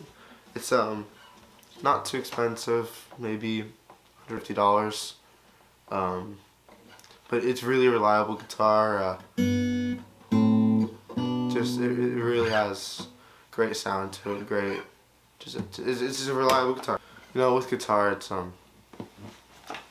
like I'm gonna start showing you chords in a minute, but what I think you just need to understand is you do need to practice.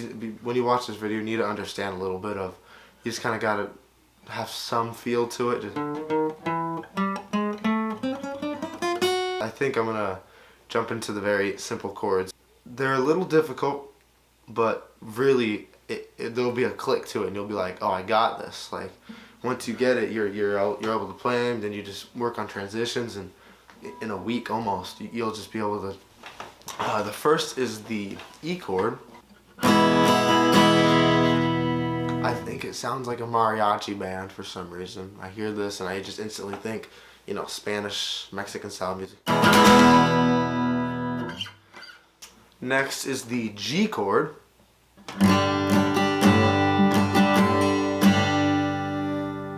This chord is the happy emotional chord. It's used heavily in many songs, and there's different variations of it and stuff, but it's a very full sounding. There's two ways to play it. There's the way I play it, like this. We have first finger on the big E string, and then you have your middle finger and your ring finger on the B and light E string. So. But you can also play where you have your pinky and your ring finger on the E and B string. Then you have your pointer finger on the A string and your middle finger, sorry, didn't mean to flip you off there, on the big E string. Very full sounding.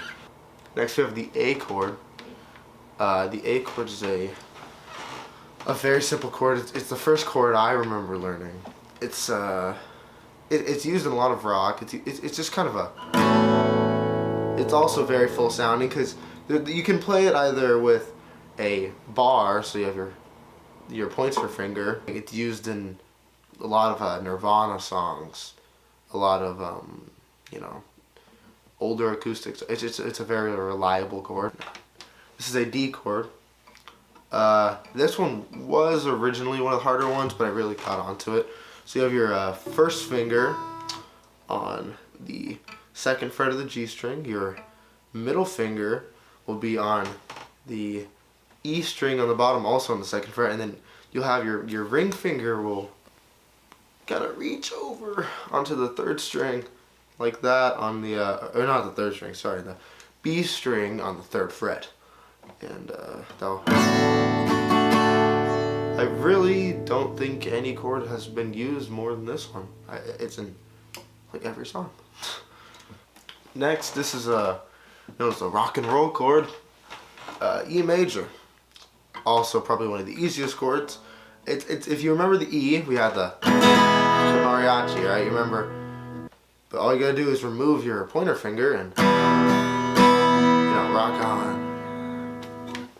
Now we have one of the saddest chords in A minor. It is probably one of my favorites. It's hard to incorporate into some songs if you're writing, but it's also extremely useful.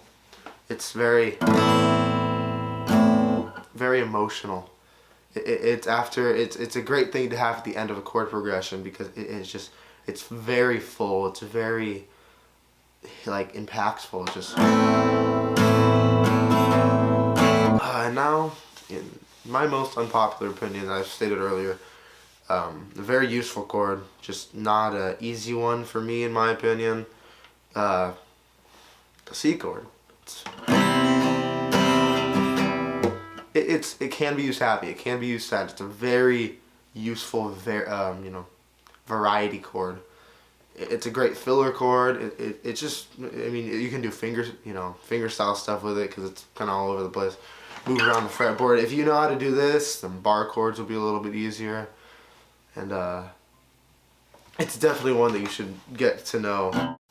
My goal of this video is to get you to be able to play, just with a little bit of practice, some of the very beginner chords and be able to get a couple of transitions going, just a couple of strumming patterns, just kind of get you to the point where you can learn new things.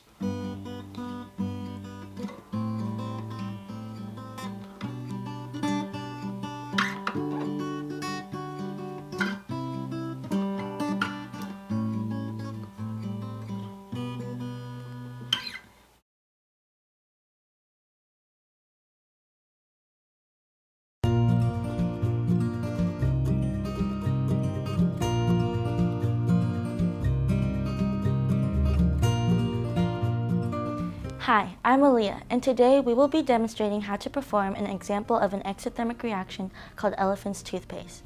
Exothermic reactions release energy through heat or light.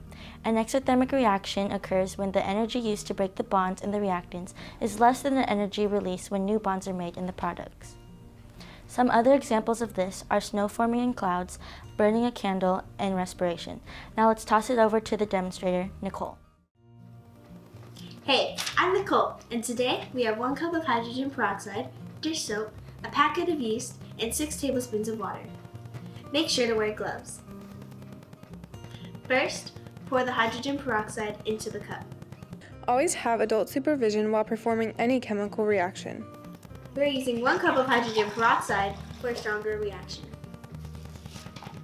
Then, add a couple squirts of dish soap.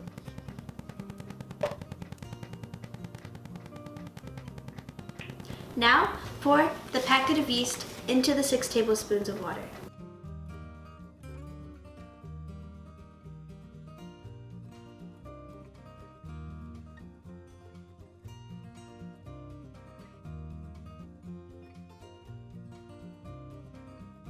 You can add a few drops of food coloring for a pop of color.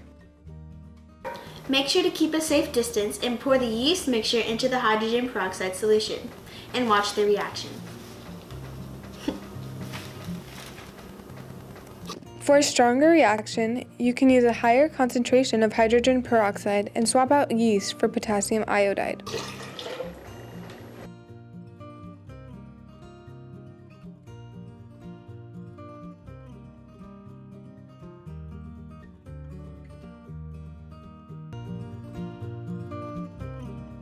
And this is elephant's toothpaste.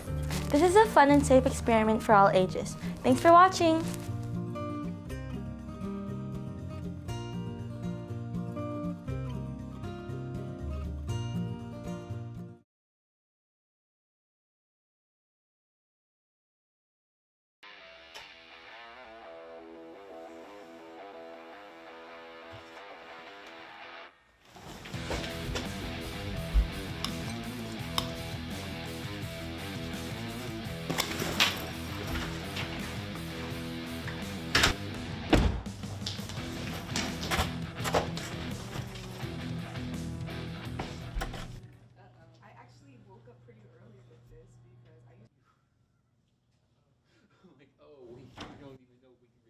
Like, what's this? Oh, where to leave my stuff?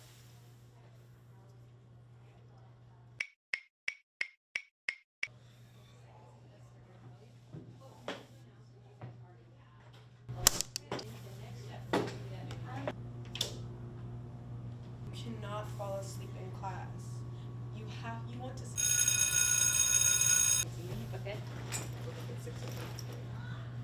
Oh, we don't even know. Cannot fall asleep in class. Oh, we don't even know. Cannot fall asleep in class. Oh, we don't even know.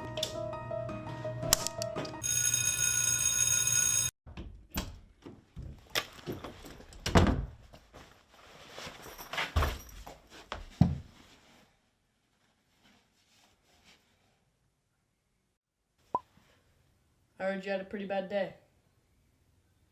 Sometimes life sucks. I mean, I guess so. But most of the times life is pretty great. How? How can I be happier? I'm so glad you asked. Steps to make you happier. Step 1. Take 5 deep breaths. It will help relax and loosen you up. Step 2. Go for a walk. Leave your phone at home, enjoy what's around you, and just be in the moment. Step 3. Take your day 10 minutes at a time. I find this to be helpful, especially when I'm stressed out. Step 4. Realize that it's okay to have a bad day. No one's expecting you to be happy every second of every day. Step 5. Talk with someone. If you had a really awful day, talk with a friend or a family member. Just get it out there. Well, I hope that helped. You know what? I think it did. Thank you. No problem. See you later.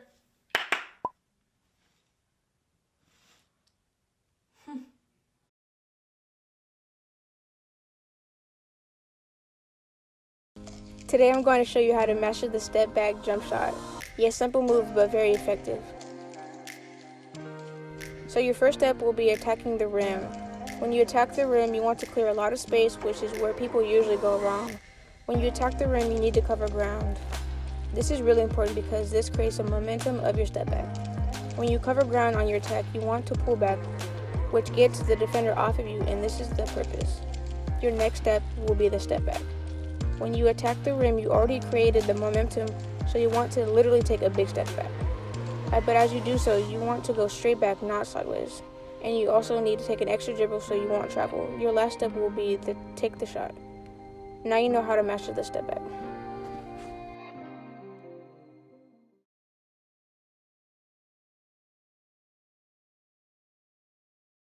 Hey you! Are you currently in high school? Do you want to apply for a job so that you don't have to keep asking your mom for money?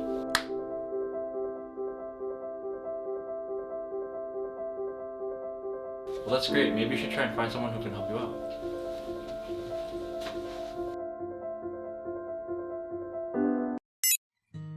I'm just playing. I'm here to help you out. Before you do any of this, you have to make sure that you're 16 and a half, you have a worker's permit, and you have to make sure you maintain your grades throughout high school.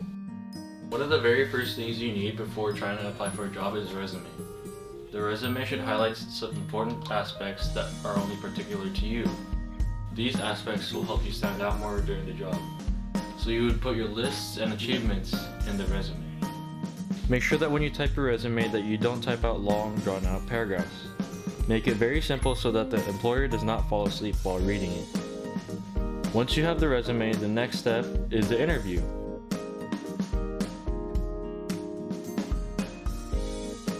When you go to an interview, make sure that you wear something professional, not some rad dad jacket and metal in your teeth. Instead, wear a nice suit to impress your soon-to-be boss and show him that you aren't messing around. Assuming that you impress him with your suit, the next step is actually to maintain eye contact and have good body language, such as planting your feet on the ground, nodding your head to show understanding, sit straight and all the way back in the chair, and most importantly, breathe normally and don't fidget. When you introduce yourself during the interview, make sure you shake your boss's hand firmly. Also, make sure that you maintain good eye contact. Make sure that the eye contact is not excessive and that you blink. Don't be nervous. If you don't get the job, there are other jobs to be going after.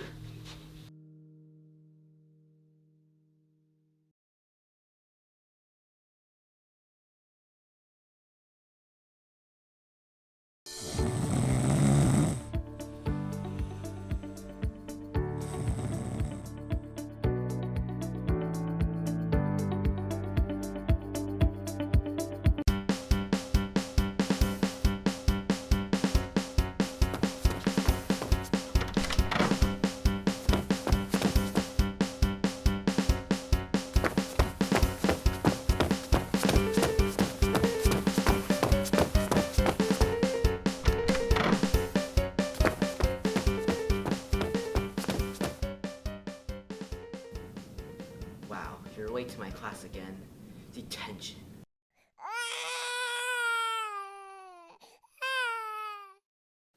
Tired of being late to class?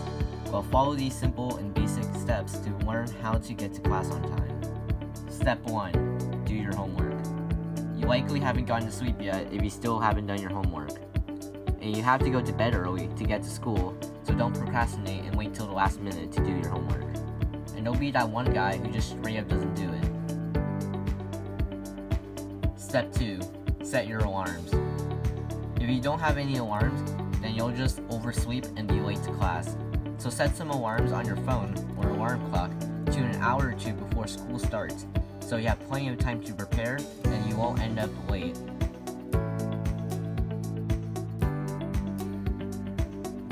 Step 3. Go to sleep. Now that you've got your alarms and presumably finished your homework, you gotta go to sleep. And you shouldn't decide to stay up on your phone until 3 a.m.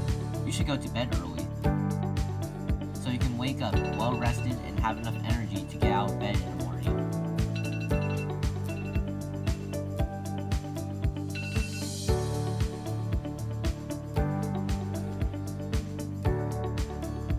Step 4. Do your morning routine. Now that you've woken up, you got to prepare for school, such as by taking a shower, changing into your clothes for the day, brushing your teeth, and eating breakfast.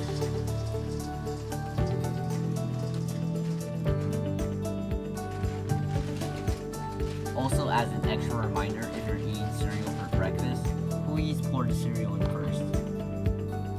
Now that you're prepared, it's time to head to school.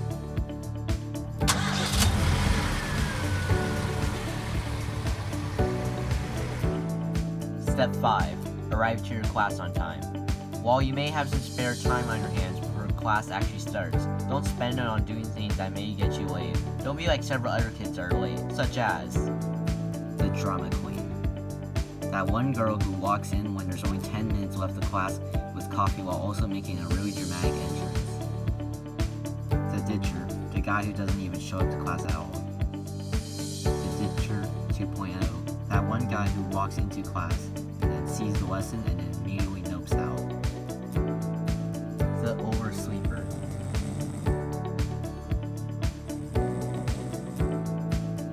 The foreign exchange student. That one unfortunate foreign exchange student who got lost and isn't even at the right classroom. Now that you've been armed with all of these basic steps, you can ensure that you can get to class on time nearly every single time.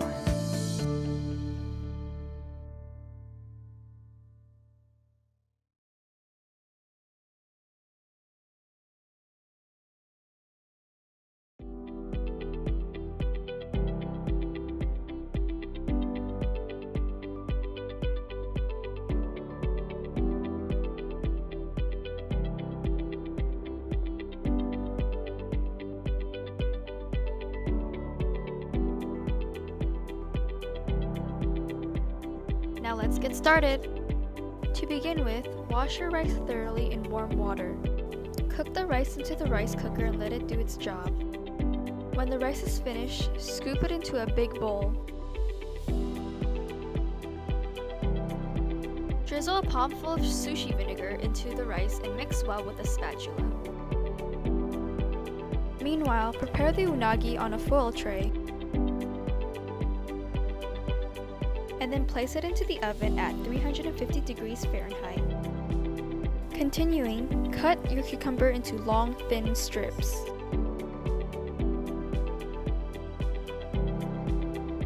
It's optional to cut the seeds out of the cucumber so you obtain a more crunchy feel in the roll.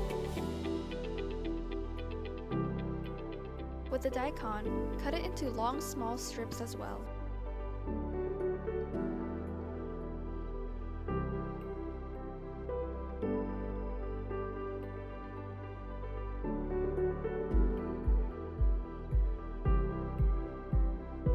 To begin with, take one seaweed sheet and place shiny side face down. It is optional to have a bowl of water to prevent sticky rice fingers.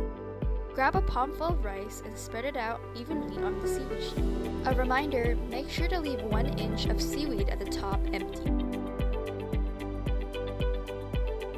Then, transfer your roll onto a bamboo mat. When the unagi is finished cooking, cut the cooked unagi into thin strips. Place unagi, cucumber, and daikon horizontally onto the rice. In addition, sprinkle rice seasoning on top.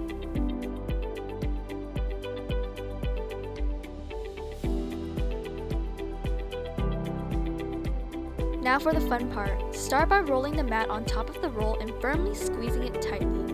Repeat these steps until the roll is complete. Then cut the roll into bite-sized pieces. Serve onto a plate and enjoy.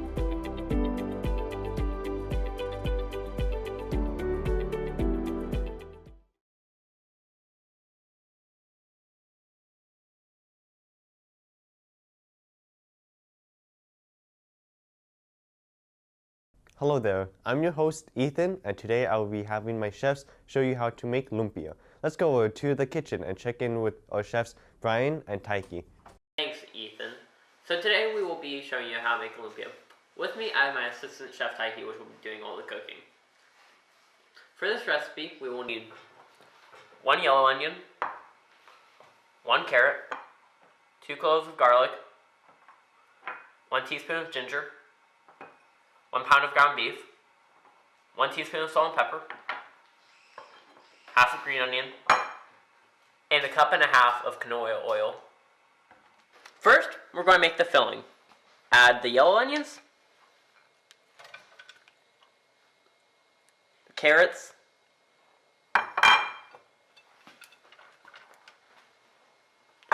ginger,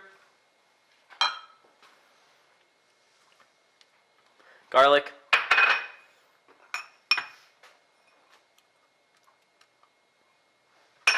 and green onions. You're going to want to let this cook for about 4 to 6 minutes on high heat. Once it be... No. Your battery's low, come on. Okay. Now, we're going to add the ground beef. We're going to cook this for about 6 minutes on high heat. The beef has been cooked, add the salt and pepper.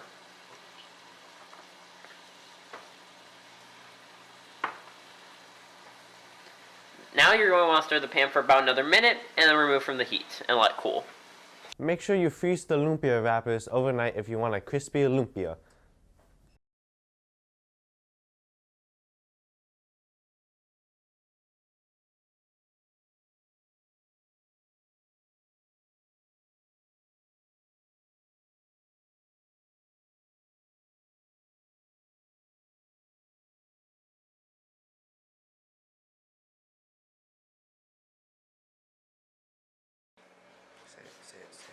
So now you're going to want to lay a wrapper on the counter in a diamond shape and scoop in roughly 2 tablespoons of filling on the bottom of the wrapper.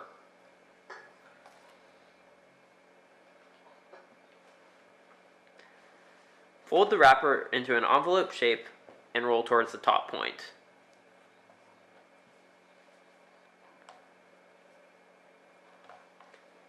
To finish the roll, you're going to want to brush the top with an egg wash, and then you're going to finish the roll.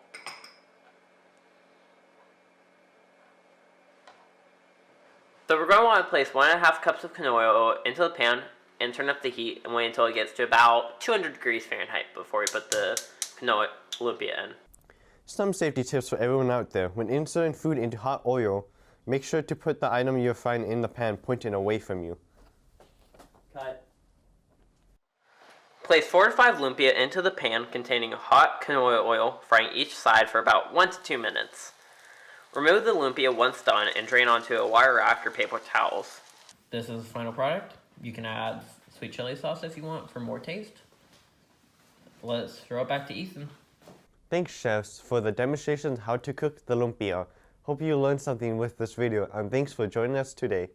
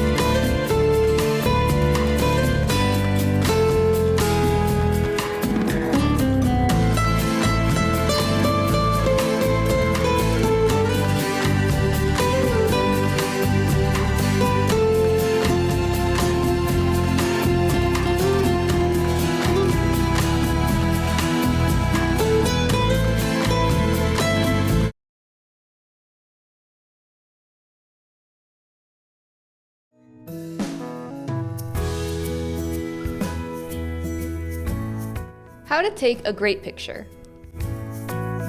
First and foremost, brainstorm the aesthetic and style you would like your photo to portray. This includes outfits, color, and message. Next, find a location that best suits your image. You will want good natural lighting for a clear picture, which means your living room's probably not going to work unless you have the right equipment. After deciding on a location, choose your background. Make sure everything looks coordinated. Now decide what your focus is. Deciding your focus consists of making someone or something the center of attention. Once you have an appropriate setting, you can play around with the pose and position. You can use apps like Instagram and Pinterest to gather ideas. Don't be afraid to take lots of pictures throughout the process. Finally, choose what you think is the best picture. Now for a quick recap. First, brainstorm aesthetic and style. Next, find a location. Then choose your background. After that, decide what your focus is. Finally, play around with pose and position and take your shot. Now you know how to take a great picture.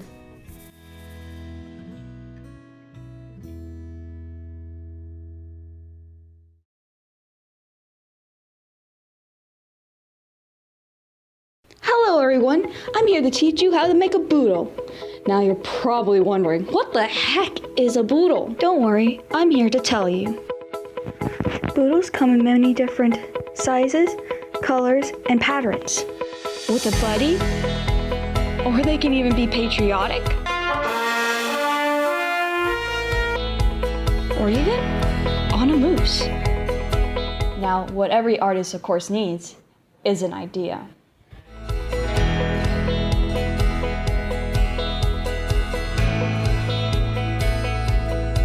The stuff we need to make it is cutting board and a turntable, ceramic tools, water, wire and wire cutters, and of course, clay. The clay I'm using is the air dry type. Okay, first we need to make 2 clay balls that are close in size to make the head and body.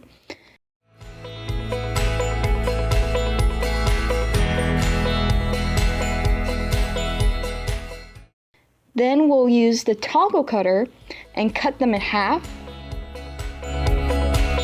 Then we'll carve out most of the clay with the loop tool. This will help take away some of the weight. And once all the clay is out, put the 2 halves back together. And once you put the 2 halves together, use your fingers to smooth the seam shut to help seal it. And then put some water around the seam to help complete the seal. And once you do that for the head and body, we'll need to attach them together by using the scoring tool in the general area of where you want it. And then use a little bit of water to help secure the clay to the body.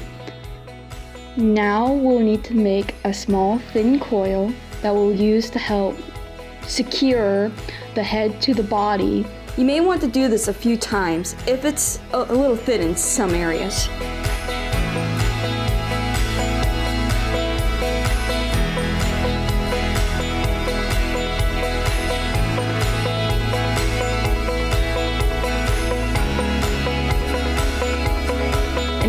The eyes, we'll use our fingers to make 2 little indents on where you want them to be, because right underneath we'll use the needle tool to carve in the mouth and any other details you need.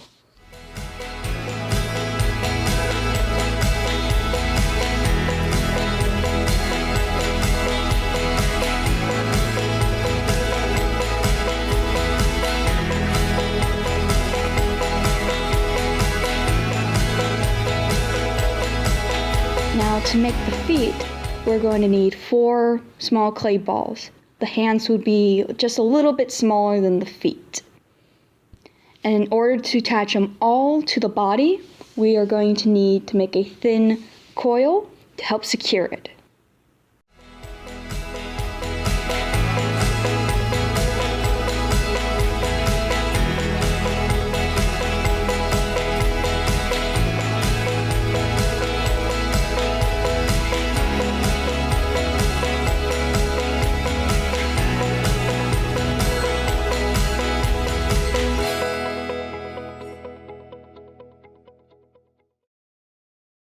Now, in order for us to make the antennas, we're going to need a length of wire that you'll cut with the wire cutters. You want to try and get it as center as possible, but do not worry, doesn't have to be perfect. Now that we have two lengths of wire, we're going to curl them inwards to kind of make little curly Q antennas that come out. And we'll do this for both, going in two opposite directions. Again, they do not have to be perfectly symmetrical.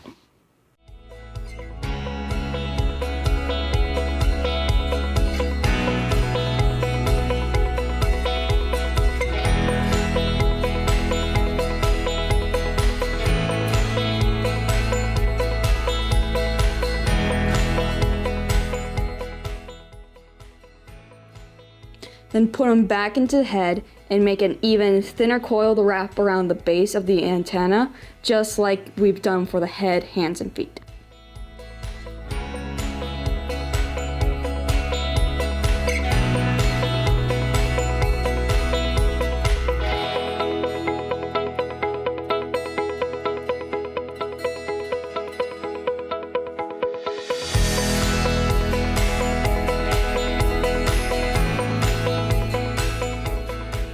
And if it doesn't look the way you want, since it is clay, at any point of when you're making it, you can always restart the entire thing or just redo the one part.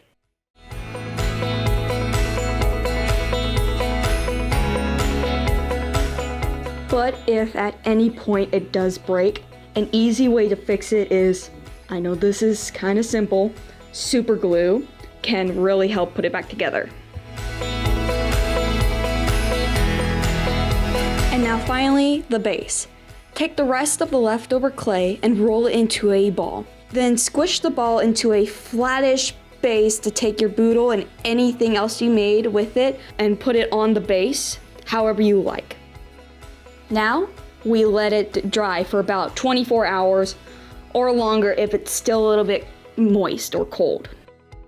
Lastly, we need to paint it. They can be any color or pattern, but the base body color is a platinum silver that I get from Michaels. But they can be a different color depending on the environment they live in, like the ocean or in space.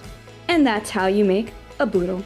Hope you all have a good day. Thanks for tuning in for all of the Instructional Finalist videos. We'll see you tomorrow at 4 p.m. for our next category.